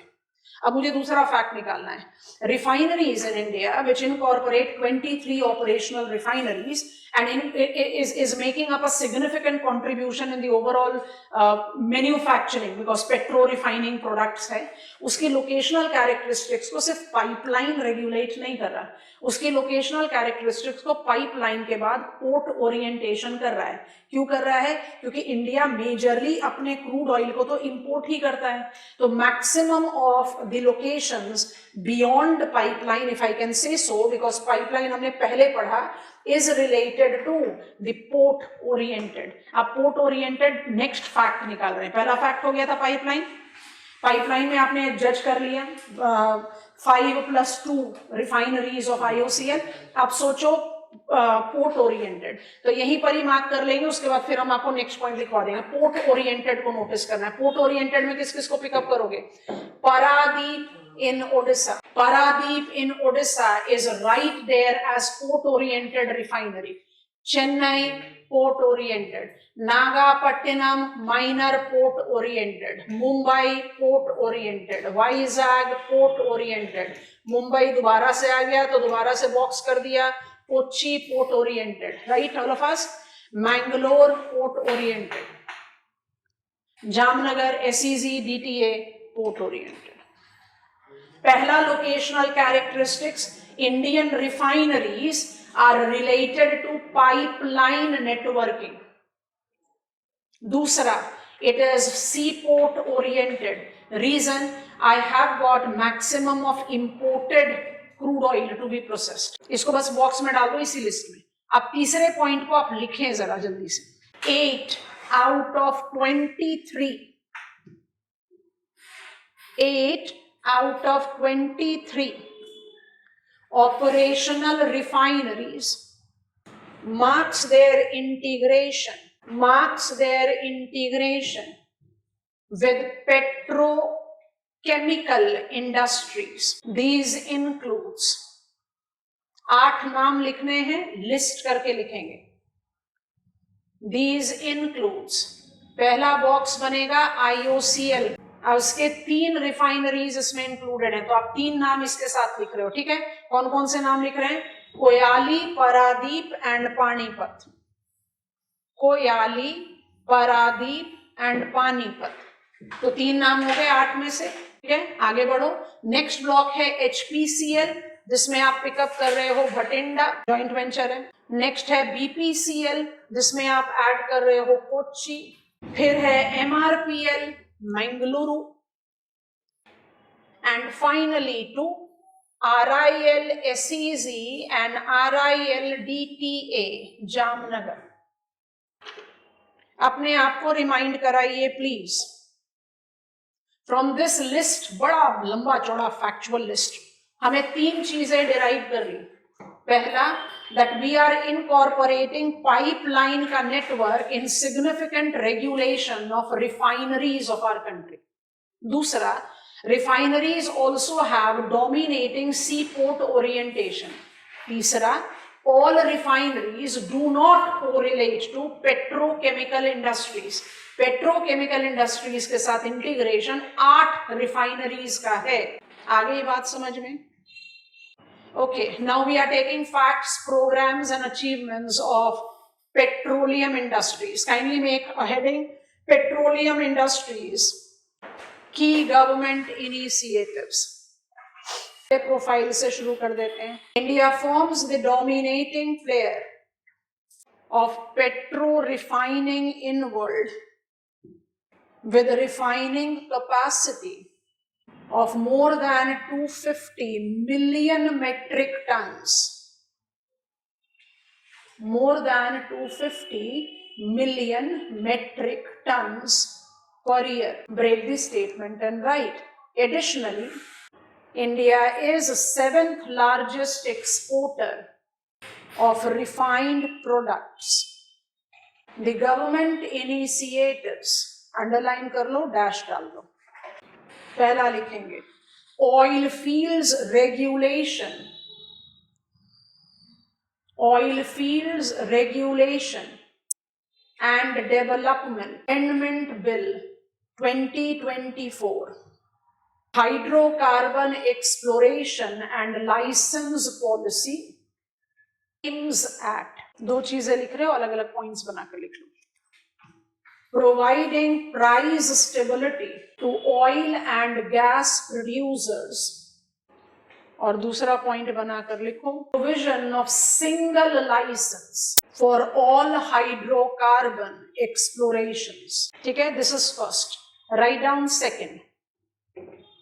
Strategic Petroleum Reserves, SPR, Strategic Petroleum Reserves, Special Purpose Vehicle, Indian Strategic Petroleum Reserves Limited, responsible for its management. Take this statement. It targets energy security with aim of creating 5.3 million metric tons of crude oil reserves as underground storage. Final, Vizag, Bangalore and Padur, PADUR, it is also in Karnataka, are mobilized locations. Final step, number 3, green initiatives. Pradhan Mantri Jeevan Yojana, underline dash, targeting bioethanol projects with second and third generation bioenergy plants. Ethanol blending program, ये सब हम आपको details में बताएंगे sugar industries के साथ. Ethanol blending program involves the target of mobilizing 20% ethanol blending with petrol to reduce emissions. SATAT, all capitals, that stands for Sustainable Alternative Towards Affordable Transportation, that targets commercial growth of biogas plants. And finally, Mission Green Hydrogen. Mission Green Hydrogen, underline, under the aegis of Ministry of New and Renewable Energy. Ministry of New and Renewable Energy, targeting green hydrogen and green ammonia towards sustainable energy group. Towards sustainable energy group. Chemical industries, part 1 done. We are aware of refineries now. ये भी समझ गए कि refineries not necessarily stand for petro products. Petro products को आप सिर्फ 8 out of 23 refineries के साथ relate कर रहे हैं. And all the government initiatives towards mobilization of petroleum industries do not just target the conventional domain, it also incorporate quite unconventional approaches also, like strategic petroleum reserve. Japan जैसे country में बहुत conventionally practice किया जाता है, हमारे country में we have started mobilizing it. And of course, in our green pledge, we are having all the possibility of minimizing hydrocarbons use, क्योंकि हम जानते हैं burning of fossil fuel is equal to major emission of greenhouse gases. तो उस context में we have got multiple programs, जिसमें biodiesel, specifically generation 1, 2, 3, 4 and ethanol blend program के बारे में थोड़े details में हम eventually बात करेंगे with our food processing industries with sugar. अच्छा, हमारा frame देखो ताकि कंटेंट मिस आउट ना हो. रिफाइनरीज रन हो गया, अब चल रहे हैं फर्टिलाइजर की तरफ. फर्टिलाइजर बहुत स्पेसिफिकली लिखा हुआ है हमारे सिलेबस में. फर्टिलाइजर सेक्टर को आप बहुत इजीली किस तरह से डिकोड करेंगे, इसकी जो जेनेसिस मुझे दिख रही है वो हमने आपको एग्रीकल्चर में बता दिया था. 1951 onwards we take up the mobilisation of fertiliser in spite of the fact कि फर्टिलाइजर को आप one of the most elementary input requirement in the agricultural growth associate करते हैं. बट फर्टिलाइजर सेक्टर का किसी भी तरीके का जेनेसिस मुझे कॉलोनियल टाइम में नहीं देखने को मिला. Fertilizer 1951 Sindri plant and fertilizer sector का development today we take up. हमने सारे मेट्रिक्स आपको एग्रीकल्चर में लिखवा दिए हैं. One of the major producer of chemical fertilizer, one of the major consumer of chemical fertilizer, near self reliant in urea, diammonium phosphate. But yes, when it comes on to MOP, decode, muriate of phosphate, हमारा थोड़ा सा dependency on imports है and that is what we are working towards. तो अगर मुझे इसको conventional geographical frame में करना पड़े तो I have to talk about what are the capacity building and which are the principal players, क्योंकि उसी के बेसिस पर आप जस्टिफाई कर पाओगे new policy initiatives to the fertiliser sector. तो ये डोमिनेंटली पब्लिक सेक्टर डोमेन पर है और इन पब्लिक सेक्टर डोमेन के प्लेयर्स में कोई भी कहीं पर भी नवरत्ना को भी क्वालिफाई नहीं कर रहा. अगर इंडिया एक major chemical fertiliser producer in world है और ये फंक्शनिंग डोमेन PSCs के अंतर्गत है, जिसको आज भी आप स्ट्रैटेजिक सेक्टर में इन पब्लिक सेक्टर डोमेन ही रखना चाह रहे हो, what is the reason कि India could not generate that cost competitive growth per view? वही चीज समझनी है और उसको समझते ही जो आपके कुछ लूप होल्स बचे हुए हैं फर्टिलाइजर इंडस्ट्रीज को फुली डिकोड करने में, उसको हम कंप्लीट कर पाएंगे. तो इसको थोड़ा सा कन्वेंशनल फ्रेम में अप्लाई करते हैं, फिर पॉलिसीज की तरफ आएंगे. So what is fertilizer industry in India? So fertilizer industry marked up its beginning. ये थोड़े से कन्वेंशनल फ्रेम्स हैं, इनको फटाफट हमारे साथ साथ से लिख. जेनेसिस पोस्ट इंडिपेंडेंस है 1951 के बाद. यहाँ ये चीजें तो आपको आराम से टेक्स्ट बुक में मिल जाती हैं. With establishment of Sindri fertiliser plant, अब आपने इसकी लोकेशन भी देख ली है. Sindri fertiliser plant was established in then Bihar, now Jharkhand. ठीक, अच्छा, इसका जो लोकेशनल कैरेक्टरिस्टिक्स है उसको आप किसके साथ एसोसिएट करते हो? That is the reason we have created so much of the background work. Locational characteristics is raw material oriented. और कौन सा रॉ मटेरियल है जिस पर आप मेजरली डिपेंडेंट हो? हमारा केमिकल फर्टिलाइजर लार्जली डिपेंडेंट है नाफ्ता पर, which is by product of petro refining centres. तो जहां जहां मेजर पेट्रो रिफाइनिंग सेंटर्स या पाइपलाइन नेटवर्क है वहां पर भी find the presence of chemical fertiliser industry. Not all but majorly, क्योंकि नाफ्ता है तो इसलिए ये पाइपलाइन के साथ सी पोर्ट ओरिएंटेड भी है. आपने सारे रिफाइनरीज की लिस्ट कर ली तो काम आसान हो जाएगा. इसके अलावा it also incorporate natural gas based orientation. तो ये इतना डिसेंट्रलाइज्ड क्यों दिखता है हमारे कंट्री में? जैसे अब हम लिस्ट क्रिएट आउट करना शुरू करेंगे तो आप कहोगे बड़ा लंबा चौड़ा बहुत बड़ा एरिया में है. डिसेंट्रलाइज्ड इसलिए है क्योंकि पोर्ट सिर्फ एक पोर्ट पर थोड़ी, मल्टीपल पोर्ट्स पे we have established refinery capacity and then we have got the pipeline network. तो वो चीज इसको डिसेंट्रलाइजेशन में मदद कर रहा है. तो रॉ मटेरियल होने के बावजूद भी gives me decentralised look. Which are the principal players? What are the major players when it comes on to chemical fertiliser. थोड़ा सा क्रोनोलॉजी को ध्यान में रखते हुए चलते हैं तो चीजें आसान हो जाएगी। प्रधानमंत्री ऊर्जा गंगा प्रोजेक्ट भी हमारे रेफरेंस रेडार पर आ जाएगा, ठीक। सबसे पहला जो ब्लॉक है वो सबसे बल्कि है, उसके बाद फिर इजी लिस्ट हो जाएगी। तो सबसे पहले ब्लॉक की शुरुआत कर देते हैं। तो मेजर प्लेयर्स कौन कौन से? सबसे पहला प्लेयर जो सबसे पहले कमीशन हुआ वो था fertiliser corporation of India limited. Fertiliser corporation of India limited was is बोले पास्ट टेंस नहीं है, अभी भी ऑपरेशनल है, but not in its original form. So FCIL has been the oldest public sector player. FCIL को commission किया गया था 1961 में, 10 साल बाद सिंदरी फर्टिलाइजर प्लांट के एस्टैब्लिशमेंट के बाद, और 10 साल बाद 3 और प्लांट के साथ सिंदरी को सबज्यूम करके FCIL के हो गए थे कुल 4 प्लांट। नाम लिख रहे हैं जानबूझकर क्योंकि हमें ऐड करना है। तो मेरा सबसे पहला प्लेयर है FCIL। FCIL के साथ एक बहुत लंबा चौड़ा हिस्ट्री जुड़ा हुआ है, उसको जज करते हैं। तो FCIL के जो ओरिजिनल प्लांट्स थे वो थे सिंदरी, गोरखपुर एंड रामागुंडम। आपको कोई भी नाम ऐसा नहीं है जिसको आप नहीं जानते। सिंदरी हमारे लिए थोड़ा सा अननोन था, अब हम सिंदरी को भी लोकेट कर चुके हैं। बाकी Gorakhpur, Talcher and Ramagundam have come into our study several times. Gorakhpur अभी थोड़ी देर पहले भी हमारे रेफरेंस में आया विद पाइपलाइन। इनमें से कोई भी प्लांट आज की डेट में ऑपरेशनल नहीं है, गलत है। 2002 में ये सारे plants non performing, loss incurring, sick sector declare करके बंद कर दिए गए। तो आज की डेट में इनमें से कोई भी प्लांट आप FCIL के डोमेन पर नहीं लेकर चलते हो।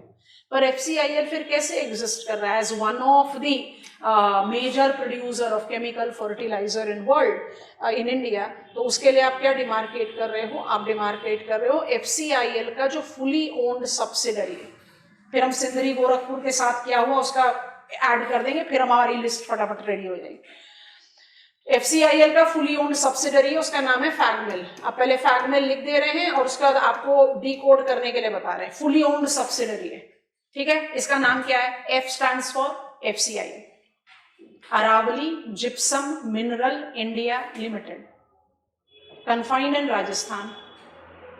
2-3 बार हमारे स्टडी में आ गया, एक और बार दोबारा से भी आएगा जब हम आपको इंदिरा गांधी कनाल बताएंगे। Can you remind me which were the districts of Rajasthan जिसके साथ हमने डेजर्ट सॉइल के लिए आपको लिस्ट लिखवाई थी? फैगमिल के जो फंक्शनिंग प्लांट्स हैं वो कहां पर हैं? फैगमिल के फंक्शनिंग प्लांट्स हैं Nagaur, Bikaner, Barmer and Jodhpur.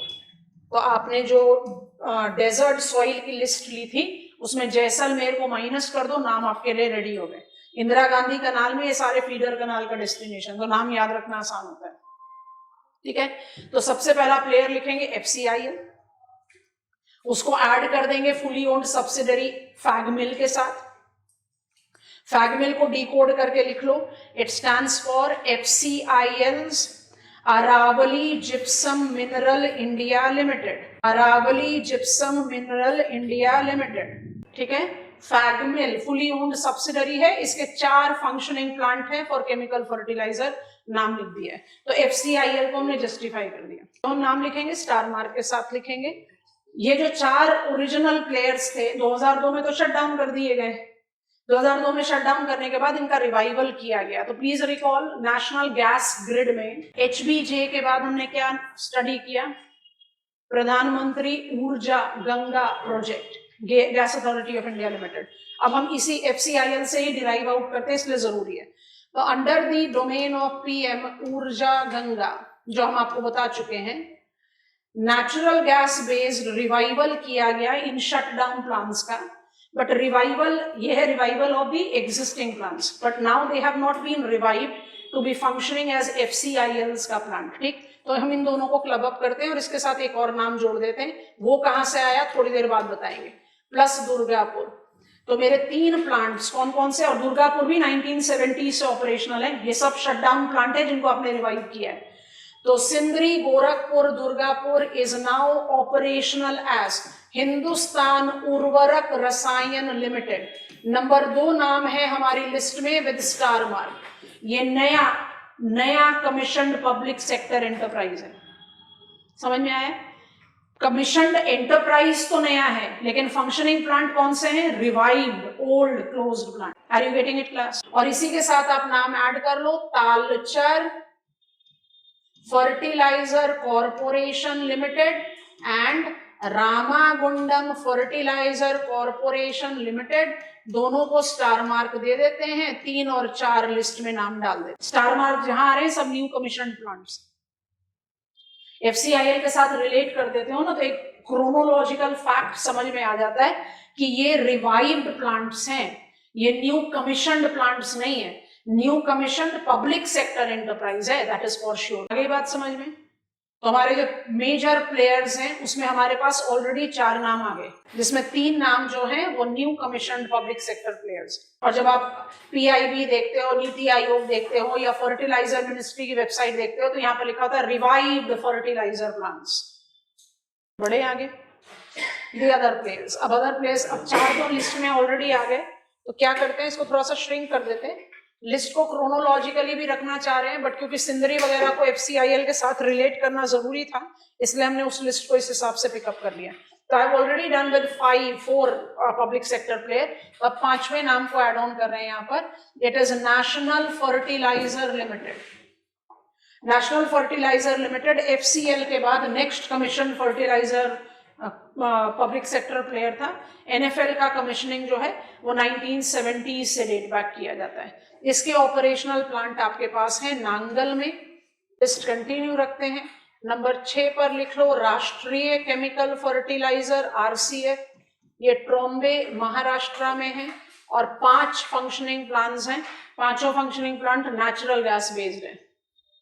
RCF time and again news में आता रहता है। नंबर 7 में आता है MFL, Madras fertiliser limited. Madras fertiliser limited is located in Chennai. ये कंट्री का सबसे पहला joint venture public sector player था, जिसमें नेशनल ईरानियन ऑयल कंपनी का स्टेक है। इसके बाद आप नंबर 8 पे ले लीजिए FACT. It stands for fertiliser and chemical Travancore limited.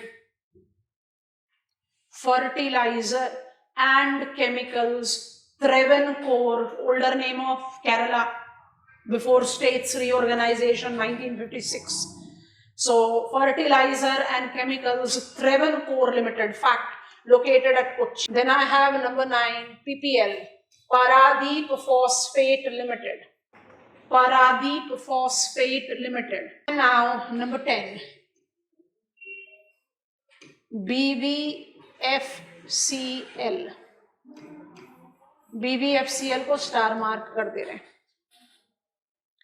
BVFCL के नामरूप प्लांट्स हैं, और नामरूप प्लांट्स जो हैं 3 ऑपरेशनल प्लांट्स हैं। अब यहाँ पर एक कहानी सुना देंगे तो दुर्गापुर कहाँ से आ गया था वो भी क्लियर हो जाएगा। फिर हम कोऑपरेटिव प्लेयर्स को लिस्ट इन कर लेंगे। तो न्यू कमीशनड फर्टिलाइजर प्लांट्स है ना, उसमें सबसे ओल्डेस्ट जो है वो BVFCL है। BVFCL को डिकोड कर लो, Brahmaputra valley fertiliser corporation limited. तो जरा कहानी सुन लो। There was one chemical fertiliser public sector player, अब वो एग्जिस्ट नहीं करता, so we have decommissioned it, तो लिस्ट में लिखने की जरूरत नहीं है। जब 1970s में एनएफएल कमीशन हुआ था, नेशनल फर्टिलाइजर लिमिटेड, तो उसके साथ साथ ही कमीशन हुआ था Hindustan chemical fertiliser limited, Hindustan fertiliser corporation limited, HFCL। ठीक है, HFCL के जो फंक्शनिंग प्लांट्स थे वो 5 थे, Barauni, Durgapur and 3 plants in Namrup. Barauni, Durgapur and 3 plants in Namrup. ठीक है, अब ध्यान से सुनेंगे क्या करना है।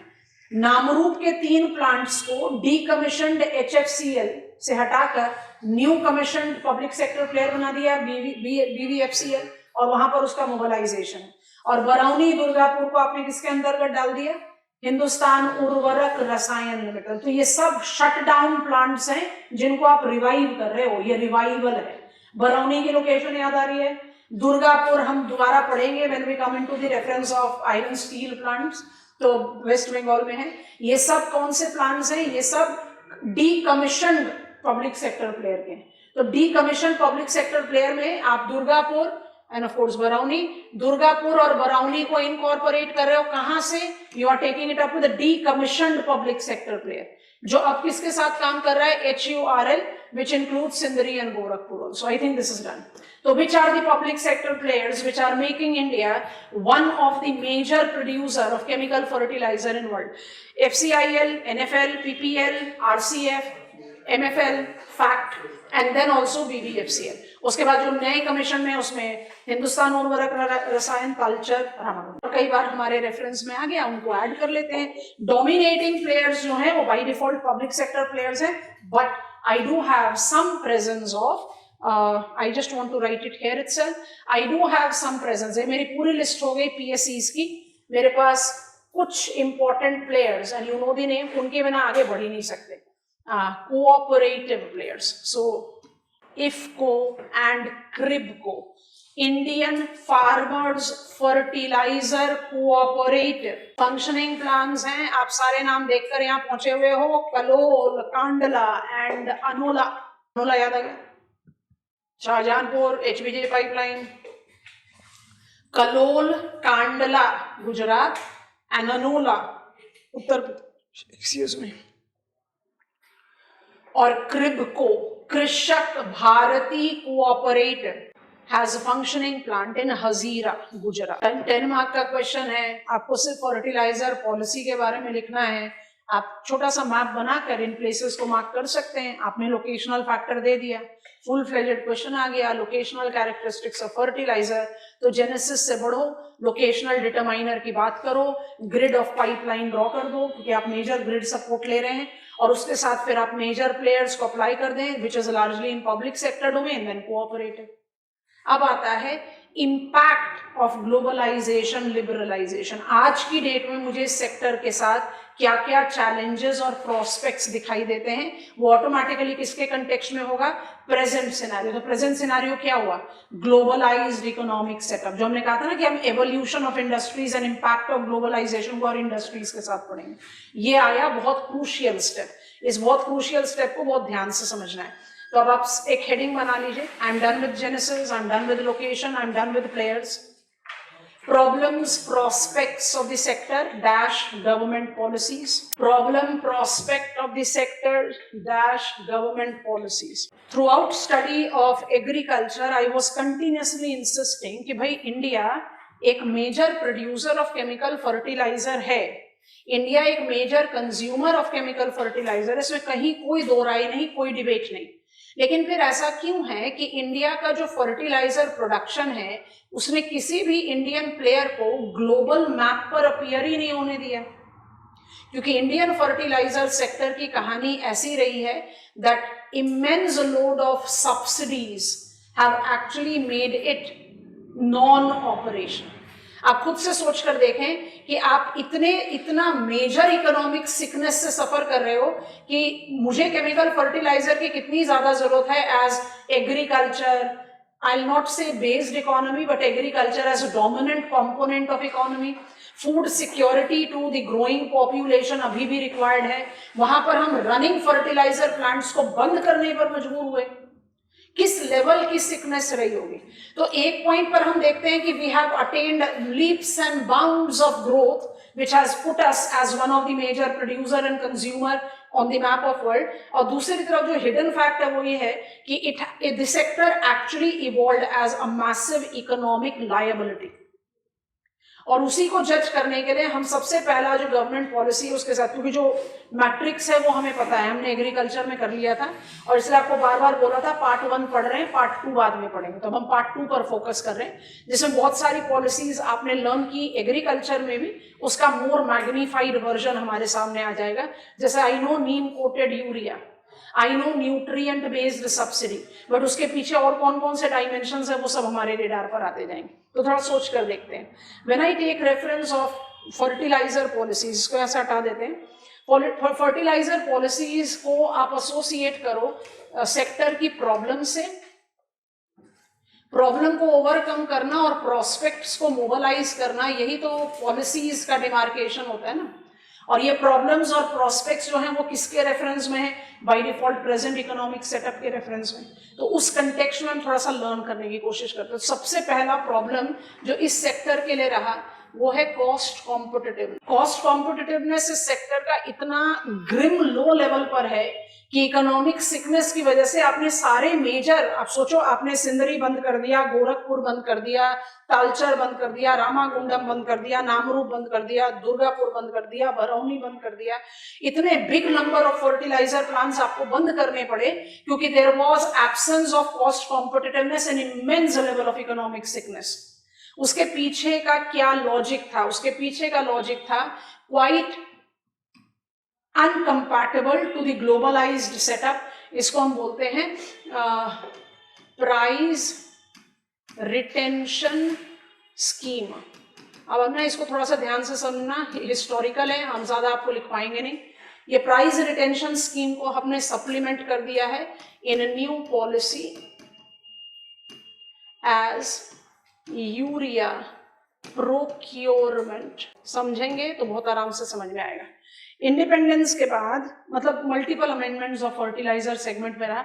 आप समझ लो, जो जो पॉइंट्स हो गए लिखेंगे, कुछ चीज डिक्टेट करा देंगे, फिर आप इस फ्रेम को रेडी अपना कॉपी कर लेना and any new news item इसी फ्रेम में आराम से फिट इन हो जाएगा और फर्टिलाइजर सेक्टर आपके लिए फुली डन हो जाएगा। तो सोचते हैं ऐसे।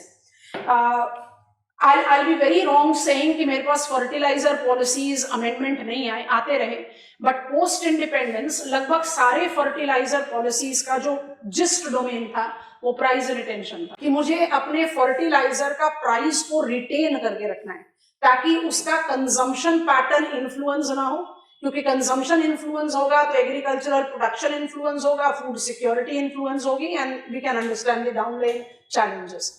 तो प्राइस रिटेंशन पर फोकस करते हुए यूनियन गवर्नमेंट को 3-fold इकोनॉमिक बर्डन बियर करना पड़ा। समझने की कोशिश करो, 3-fold बर्डन। मेरा वैल्यूज जो है वो बहुत हाइपोथेटिकल है, बट वो बहुत आराम से आपको कन्विंस करा देगा कि क्यों इतना massive level of economic sickness develop हो।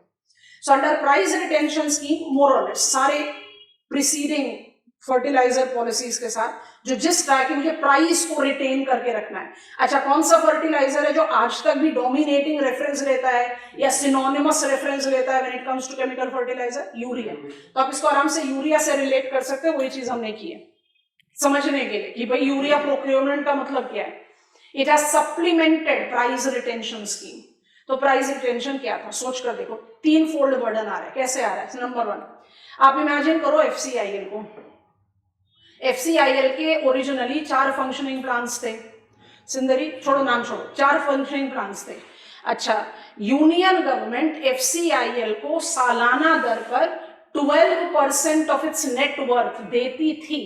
FCIL was by default entitled to 12% of its total worth as per annum grant from union government. तो FCIL को अपने नेट स्टैब्लिश्ड वैल्यू का 12% बैठे बिठाए हर साल मिल रहा है। वो FCIL का कॉल है कि वो 12% डाइवर्टेड मनी को कैसे इन्वेस्ट करना चाहता है कि भाई मुझे इस साल सिंदरी में कुछ अपग्रेडेशन करना है तो पूरा 12% सिंदरी में ही लगा दें या डिवाइड कर दें चारों प्लांट्स में। वो that was the call of FCIL। पर FCIL and all the other list जो ने क्रिएट की है, they all were entitled to, barring the exception of star mark, वो नए हैं, were entitled to 12% of their net worth as grant from union government, क्योंकि हमें फर्टिलाइजर सेक्टर को पुश करना था, हमें इनलार्ज करना था प्रोडक्शन। तो पहला बर्डन ये हो गया। दूसरा burden, union government always used to compensate between cost of production and market price of fertiliser. तो हाइपोथेटिकल वैल्यू के साथ मान लीजिए कि यूरिया के एक सैग, मेरा वैल्यू बहुत हाइपोथेटिकल है, यूरिया का एक सैग मार्केट में से 100 रुपीज का मिल रहा है। तो अगर उसका मार्केट प्राइस 100 रुपीज है तो ऑटोमेटिकली जो इनपुट कॉस्ट होगा वो 100 से कम होना चाहिए। हमारे FCIL को बैठे बैठाए 12% साल दर साल मिलता जा रहा है, तो उसका कॉस्ट ऑफ प्रोडक्शन 100 तो छोड़ो, होना चाहिए 80। 100 भी नहीं है, 140 है। समझ रहे हैं आप? तो क्या कर रही है यूनियन गवर्नमेंट? मार्केट प्राइस है 100, आपको FCIL प्रोड्यूस करके दे रही है 140 में, तो जितना cost of production and market value है उसको आप पर किलोग्राम बेसिस पर कंपनसेट कर रहे हो। तो आपका कॉस्ट ऑफ प्रोडक्शन होना कितना चाहिए था? 80। आप प्रोड्यूस किस में कर रहे हो? 140। तो आप यहां पर भी आराम से यूनियन गवर्नमेंट के ऊपर दूसरा बर्डन पर किलोग्राम डाल दे रहे हैं। ₹60। इसको दूसरे तरीके से समझे तो तीसरा बर्डन अपने आप आ जाएगा। इसका मतलब ये हो गया कि यूनियन गवर्नमेंट FCIL से यूरिया खरीद रही है ₹140 से पर किलोग्राम, मार्केट वैल्यू है 100। यूनियन गवर्नमेंट उसको 100 पर भी फार्मर्स को नहीं बेच सकती, फार्मर को सब्सिडी देगी और सब्सिडी देते हुए उसको शायद ₹80 से भी कम में बेचेगी। आ गया तीसरा burden. Burden 1 annual grant, burden 2 compensating the difference between cost of production and market value, burden 3 farmer subsidy. Globalised economy हुआ, ग्लोबलाइज्ड इकोनॉमी में पब्लिक सेक्टर यूनियन गवर्नमेंट के हाथ में जो लिक्विडिटी है या जो फंड सपोर्ट है वो श्रिंक होता चला गया। ये पॉसिबल ही नहीं था to continue with such kind of grants, पर तब तक तो massive injection of what lethargic, मुझे करने की जरूरत ही क्या। आपके पेरेंट्स आपको बोलते बेटा कुछ मत करो, नहीं पढ़ो, कुछ मत करो, मैं बैठा हूं, मैं आपको सारी जिंदगी खिलाऊंगा, तो आप क्या बोलोगे? प्रोवाइडेड आप सेल्फ मोटिवेटेड इंडिविजुअल है, चलो आराम से, सबको ही आराम करना पसंद आता है। बिल्कुल वही वाला हाल सोच लो कि फर्टिलाइजर सेक्टर का, एब्सोल्यूट इकोनॉमिक सिकनेस। तो आप क्या करते? Why it was so that learning about sickness we were reluctant to modify the policy, क्योंकि डायरेक्ट फूड सिक्योरिटी पर क्वेश्चन आता था। But with the things becoming absolutely out of hand, क्योंकि एक तो बर्डन इकोनॉमिक बहुत ज्यादा है और कुछ सेक्टर का भला भी तो नहीं हो रहा, सेक्टर के फंक्शनिंग प्लांट आपको क्लोज डाउन करने पड़ रहे हैं। उस कंटेक्स्ट में आया urea procurement system that supplemented price retention scheme.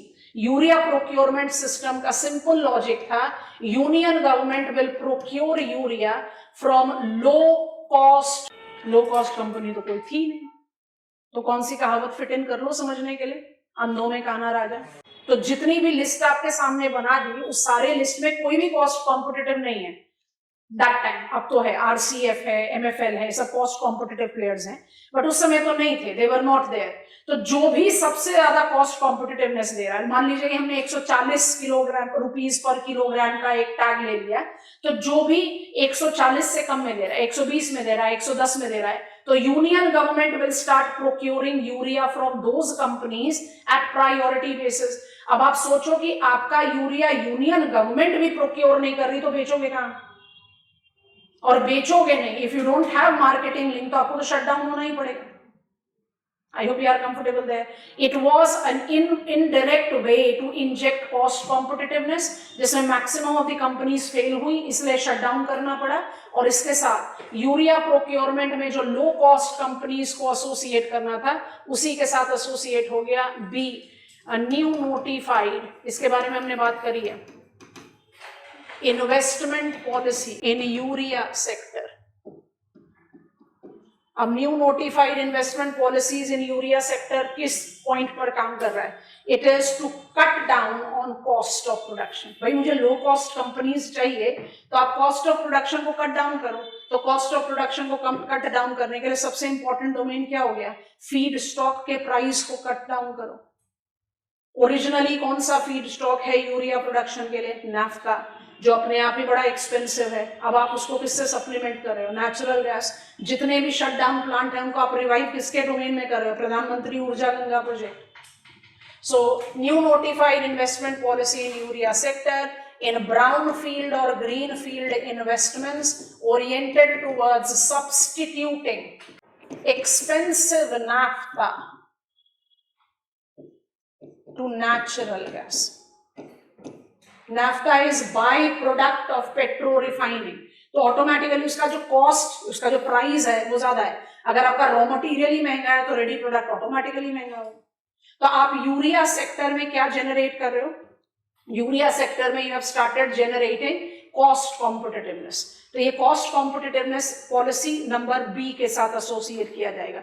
New notified investment policy in urea sector also correlate with, ए तो ये हो गया, दूसरा हो गया ये हुआ कॉस्ट कटिंग के लिए, ताकि आप जो ये सिक डाउन एंड रीस्ट्रक्चरिंग की जरूरत पड़ी उसको कंट्रोल कर पाए।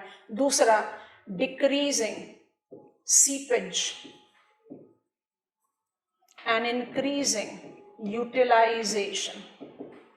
आपको समझ में आ गया हम क्या लिख रहे हैं यहाँ पर? नीम कोटेड यूरिया क्यों शुरू किया गया? इतना सब्सिडाइज कमोडिटी है, अगर आप यूरिया को नीम कोटेड नहीं बनाओगे तो वो बहुत आराम से अनएथिकल प्रैक्टिसेस में सीप करके मैन्युफैक्चरिंग सेक्टर में चला जाएगा। हमारा पर्पस है यूरिया को इतनी सब्सिडी देना ताकि हम फूड सिक्योरिटी को इंश्योर कर सकें। नीम कोटेड यूरिया किसी भी तरीके से इंडस्ट्रियल यूज के लिए जीरो हो जाता है। तो हम सीपेज को भी कंट्रोल कर पाए, I want to write it है, हम सीपेज को भी कंट्रोल कर पाए और हम यूटिलाइजेशन को भी एनहांस कर पाए। तो नीम कोटेड यूरिया की success by default led to the quick substitution, ये आप पढ़ चुके हो। नैनो यूरिया भी आपने ले लिया है and you are aware of urea. ये जो क्विक सब्स्टिट्यूशन है वो इंक्रीजिंग यूटिलाइजेशन के लिए है और डिक्रीजिंग सीपेज के लिए। इसके साथ by default you can add on environmental sustainability का clause that is there. You know that neem coated urea plant will be utilising to the tune of 80%, तो जो रेजिड्यू रह जाएगा वो 20% है। कन्वेंशनल यूरिया में यूटिलाइजेशन ही 20-30% हो रहा था। तो डीनिट्रिफिकेशन, यूट्रोफिकेशन जैसे एनवायरमेंटल चैलेंजेस आ रहे थे। Cost competitiveness was missing and that missing led to such magnitude of sickness कि we started generating shutting down, और वही shutting down of the functioning fertilizer plant और उसके revival attempt को आप associate करते हो urea procurement system and new notified policy in urea sector। ये दोनों policy initiative समझ में आ गए। Price retention scheme marked its substitution as a urea procurement system that led to shutting down of the plants, compulsion of their revival with low-cost companies given prominence. So, to facilitate low-cost company, new notified investment policy in urea sector was given momentum. It aimed at multiple objectives. एक तो brown और green field investments को encourage करना in urea sector so that we can swiftly substitute the conventional expensive feedstock naphtha with natural gas.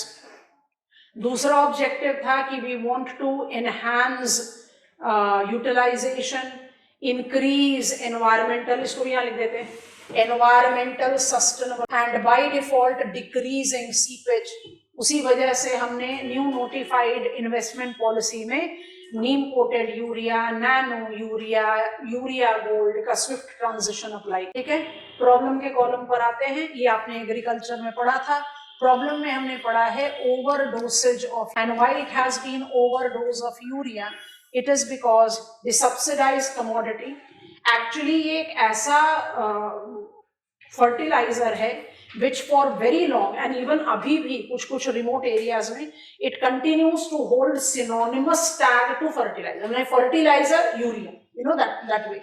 So over usage of urea, and that is the reason environmental problem, soil exhaustion etc का problem हुआ।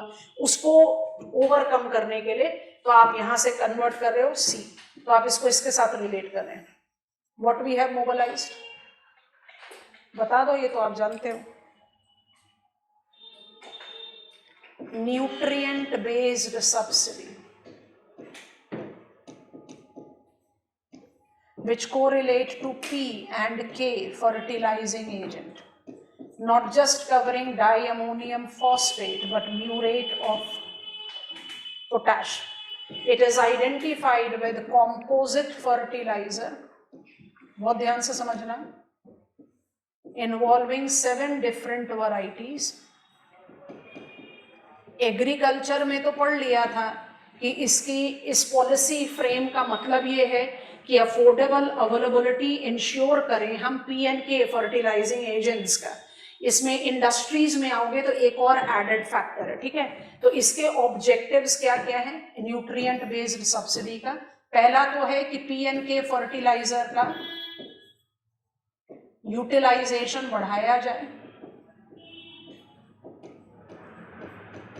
ये agriculture में बता दिया था, इसलिए इसका provision क्या है, एनुअल पर kilogram basis union government subsidy देती है फार्मर्स को। ठीक है, तो यूटिलाइजेशन बढ़ाने के लिए क्या हो रहा है, annual subsidy provision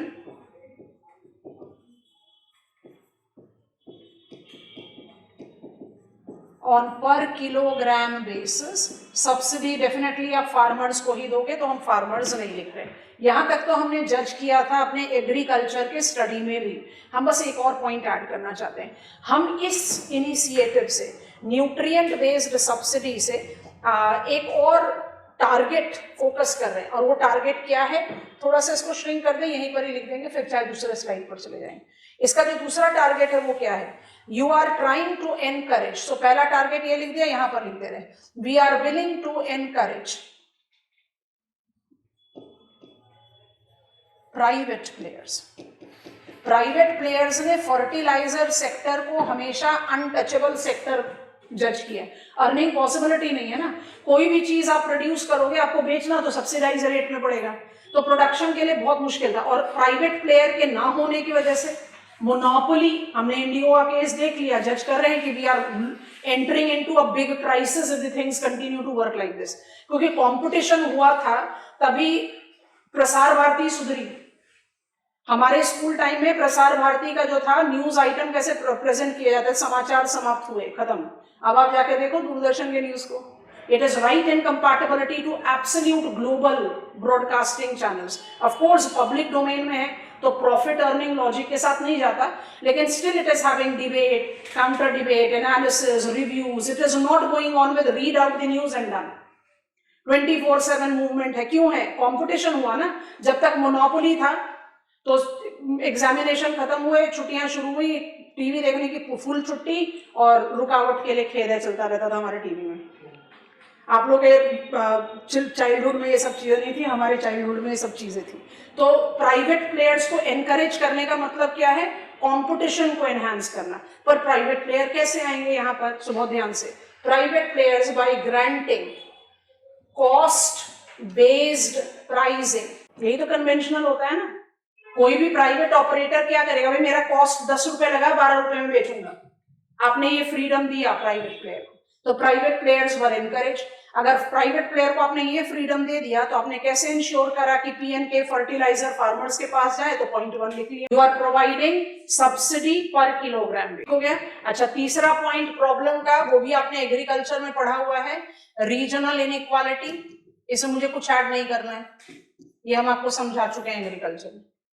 तो फर्टिलाइजर पॉलिसी में क्या आया, फर्टिलाइजर मॉनिटरिंग सिस्टम. याद आ गया. डैशबोर्ड क्रिएशन ऑफ क्या कंजम्पशन है, क्यों कंजम्पशन है, क्या रिस्ट्रिक्शन है, ताकि आप पाथवे जनरेट आउट कर सकें जो कस्टमाइज्ड है. तो ये जो तीसरा प्रॉब्लम है, इसका सोल्यूशन यही लिख देते हैं, number D. It goes with FMS.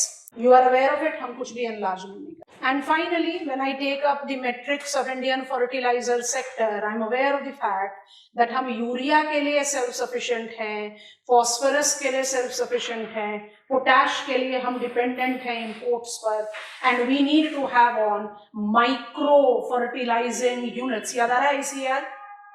Indian soil, अभी बिल्कुल रिसेंट पास्ट में भी हमें रिमाइंडर मिला था सॉइल स्ट्रेस में, Indian soil is suffering from organic carbon deficiency and deficiency of micro nutrients. इन सारी चीजों को देखते हुए इंडियन फर्टिलाइजर सेगमेंट, तो प्रॉब्लम पहले लिख देते हैं. हमारा प्रॉब्लम नंबर 4 एंड फाइनल है,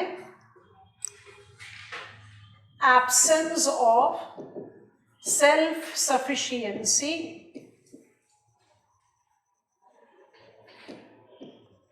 इन फीडस्टॉक प्लस, इसको हम स्टार मार्क के साथ दे रहे हैं, fertiliser.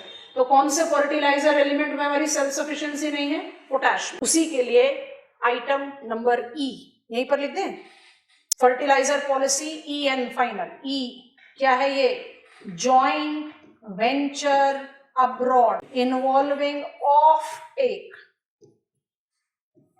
agreements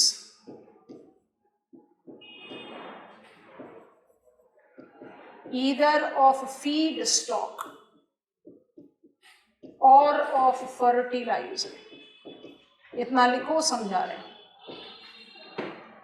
joint venture abroad column 2 को कंसंट्रेट करना 2 मिनट के लिए. Which are the important policy initiatives in fertiliser sector as of today? It is number 1 urea procurement, number 2 new investment policy in urea sector, number 3 nutrient based subsidy, number 4 fertilizer monitoring system, number 5 joint venture abroad. joint venture abroad क्या है? joint venture abroad ये है कि चलो cost competitiveness को थोड़ी देर के लिए साइड में हटा देते हैं. India has got a very sound legacy, cost competitiveness को हटाकर has got a very sound legacy of chemical fertilizer production. We have been producing chemical fertilizer for very long and we have grown to be one of the major chemical fertilizer. तो हमारा जो ये expertise है chemical fertilizer production का, उसको हम apply कर रहे हैं as abroad partnership. So this joint venture abroad is oriented towards what? You are investing your knowledge of fertilizer production. जिस country में आप invest कर रहे हैं अपनी knowledge, उस country के raw material को आप इस्तेमाल कर रहे हैं. तो उस कंट्री के लिए आप केमिकल फर्टिलाइजर प्रोडक्शन परव्यू में सपोर्ट कर रहे हैं. उसके against it can be any type of agreement, off take, या तो हम जो केमिकल फर्टिलाइजर प्रोड्यूस कर रहे हैं उसका कुछ share will be transferring back to the country. तो इससे क्या होगा? कंट्री की केमिकल फर्टिलाइजर या फीड स्टॉक की जो स्कैर्सिटी है उसको आप फीड कंपनसेट करेंगे. और दूसरा, आप बाय डिफॉल्ट एक win win combination marking your presence felt in international market भी करेंगे. इसमें जो मेजर प्लेयर है वो इफको है अभी तक के लिए. एग्जांपल्स लिख लेते हैं. Joint venture abroad, off take chemical fertiliser और feed stock to ensure domestic market self sufficiency.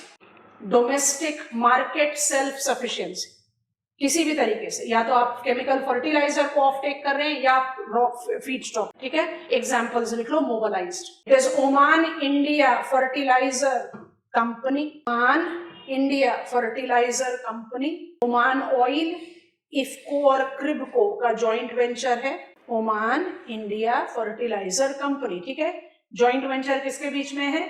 Oman oil company plus India के कौन कौन से प्लेयर्स हैं? इफको एंड क्रिबको. अब डैश डाल के लिखो, ये यूरिया ऑफ टेक अग्रीमेंट के साथ, यूरिया ऑफ टेक अग्रीमेंट के साथ. दूसरा एग्जांपल लिखें, ICS, that is industries chemical of Senegal. Joint venture है सेनेगल ऑयल कंपनी. एग्जांपल है phosphorus off take agreement. I hope you are getting it. तीसरा और फाइनल एग्जांपल लिख लो, IJC, Indo Jordan chemical company. Indo Jordan chemical company. It includes Cribco and Jordan Phosphorus Mines and Jordan Phosphorus Mines with phosphorus offtake agreement. बात समझ में आ गई?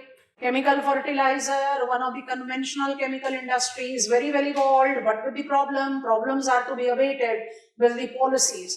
Policy framework को 5 part में डिवाइड किया है. Joint venture abroad, FMS, NBS को हमने बहुत डिटेल्स में पढ़ लिया था with agriculture. And along with it new notified investment policy in urea sector, part 2 complete किया. यहाँ पार्ट 1 हमें पता था, यूरिया गोल्ड आप जानते हो, you are aware of nano, benefit of nano भी हमने लिखवा दिया था आपको, अगर चाहिए तो आप उसको ऐड कर सकते हैं. And urea procurement system that has supplemented price retention scheme. This is chemical fertilizer for us. Next step of our learning will be pharmaceutical. कल ये वाला स्लाइड देखेंगे, मेंटेन कर पाए तो जरूर कर देंगे, नहीं कर पाए तो छोड़ देंगे. ये रहा, ये रहा. Refineries done, fertiliser done, pharmaceutical पढ़ देंगे. कंक्लूड करते समय सीमेंट के बारे में बात करें. आ जाओ जरा मैप मार्किंग पर. We want to mark plateaus of India. ज्यादा आइटम नहीं है, एक दिन में भी कवर कर सकते हैं. बस इसको एक थोड़ा सा इस पॉइंट पर याद रखना कि माउंटेन्स की तरह प्लेट्यूज को भी आर्क के साथ मार्क किया जाए अगर वो छोटे साइज का प्लेट्यू. जैसे अगर मुझे लद्दाख प्लेट्यू मार्क करना है तो I will go better with this arc. मुझे शिलोंग प्लेट्यू मार्क करना है तो I will go better with this arc. But अगर मुझे मालवा प्लेट्यू मार्क करना है तो आर्क सफाइज नहीं करेगा क्योंकि काफी बड़े स्प्रेड एरिया में.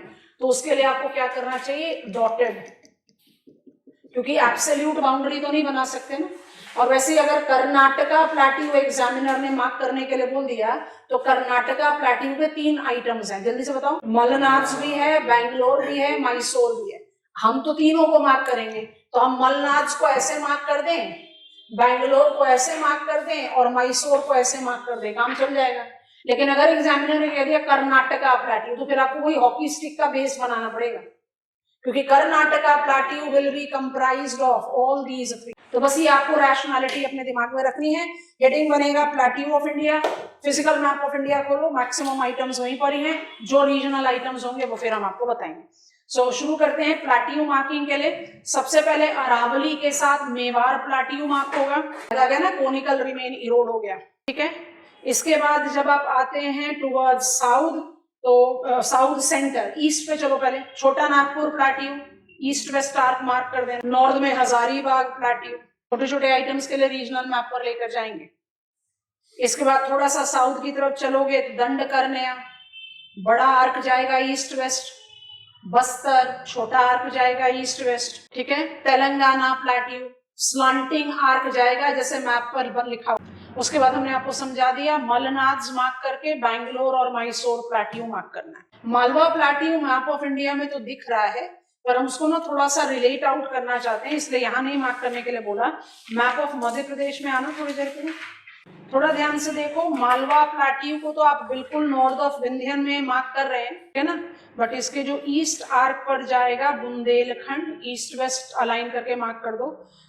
और उसके इमीडिएट ईस्ट में आपको दिख रहा है बांधेर प्लेट्यू। बांधेर प्लेट्यू विंध्यन रेंज का हिस्सा है, तो मालवा को आप ओवल बना दीजिए, कोई प्रॉब्लम नहीं है, पर बुंदेलखंड एंड बांधेर प्लेट्यू को आर्क के तौर पर ही मार्क करेंगे।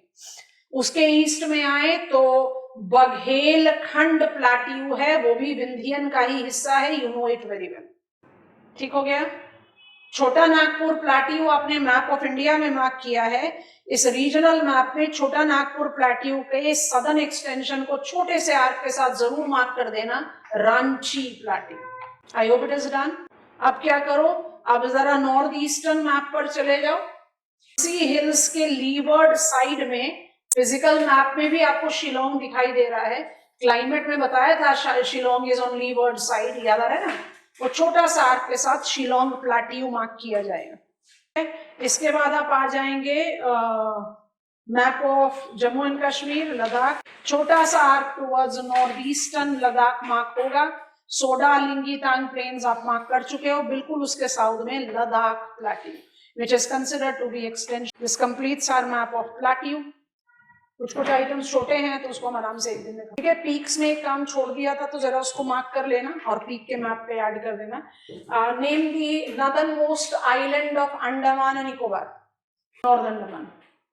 मैप पे नहीं लिखा हुआ, मैप पर पहुंच जाओ, देखो नॉर्थ अंडमान के सेंटर पर आपको येलो कलर का पैच दिख रहा है, बस वहां पर आपको एक ट्राइंगल बनाना है और सैडल पीक, इसको छोड़ना नहीं है।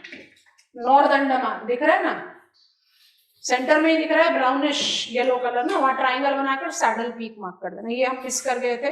Done for today.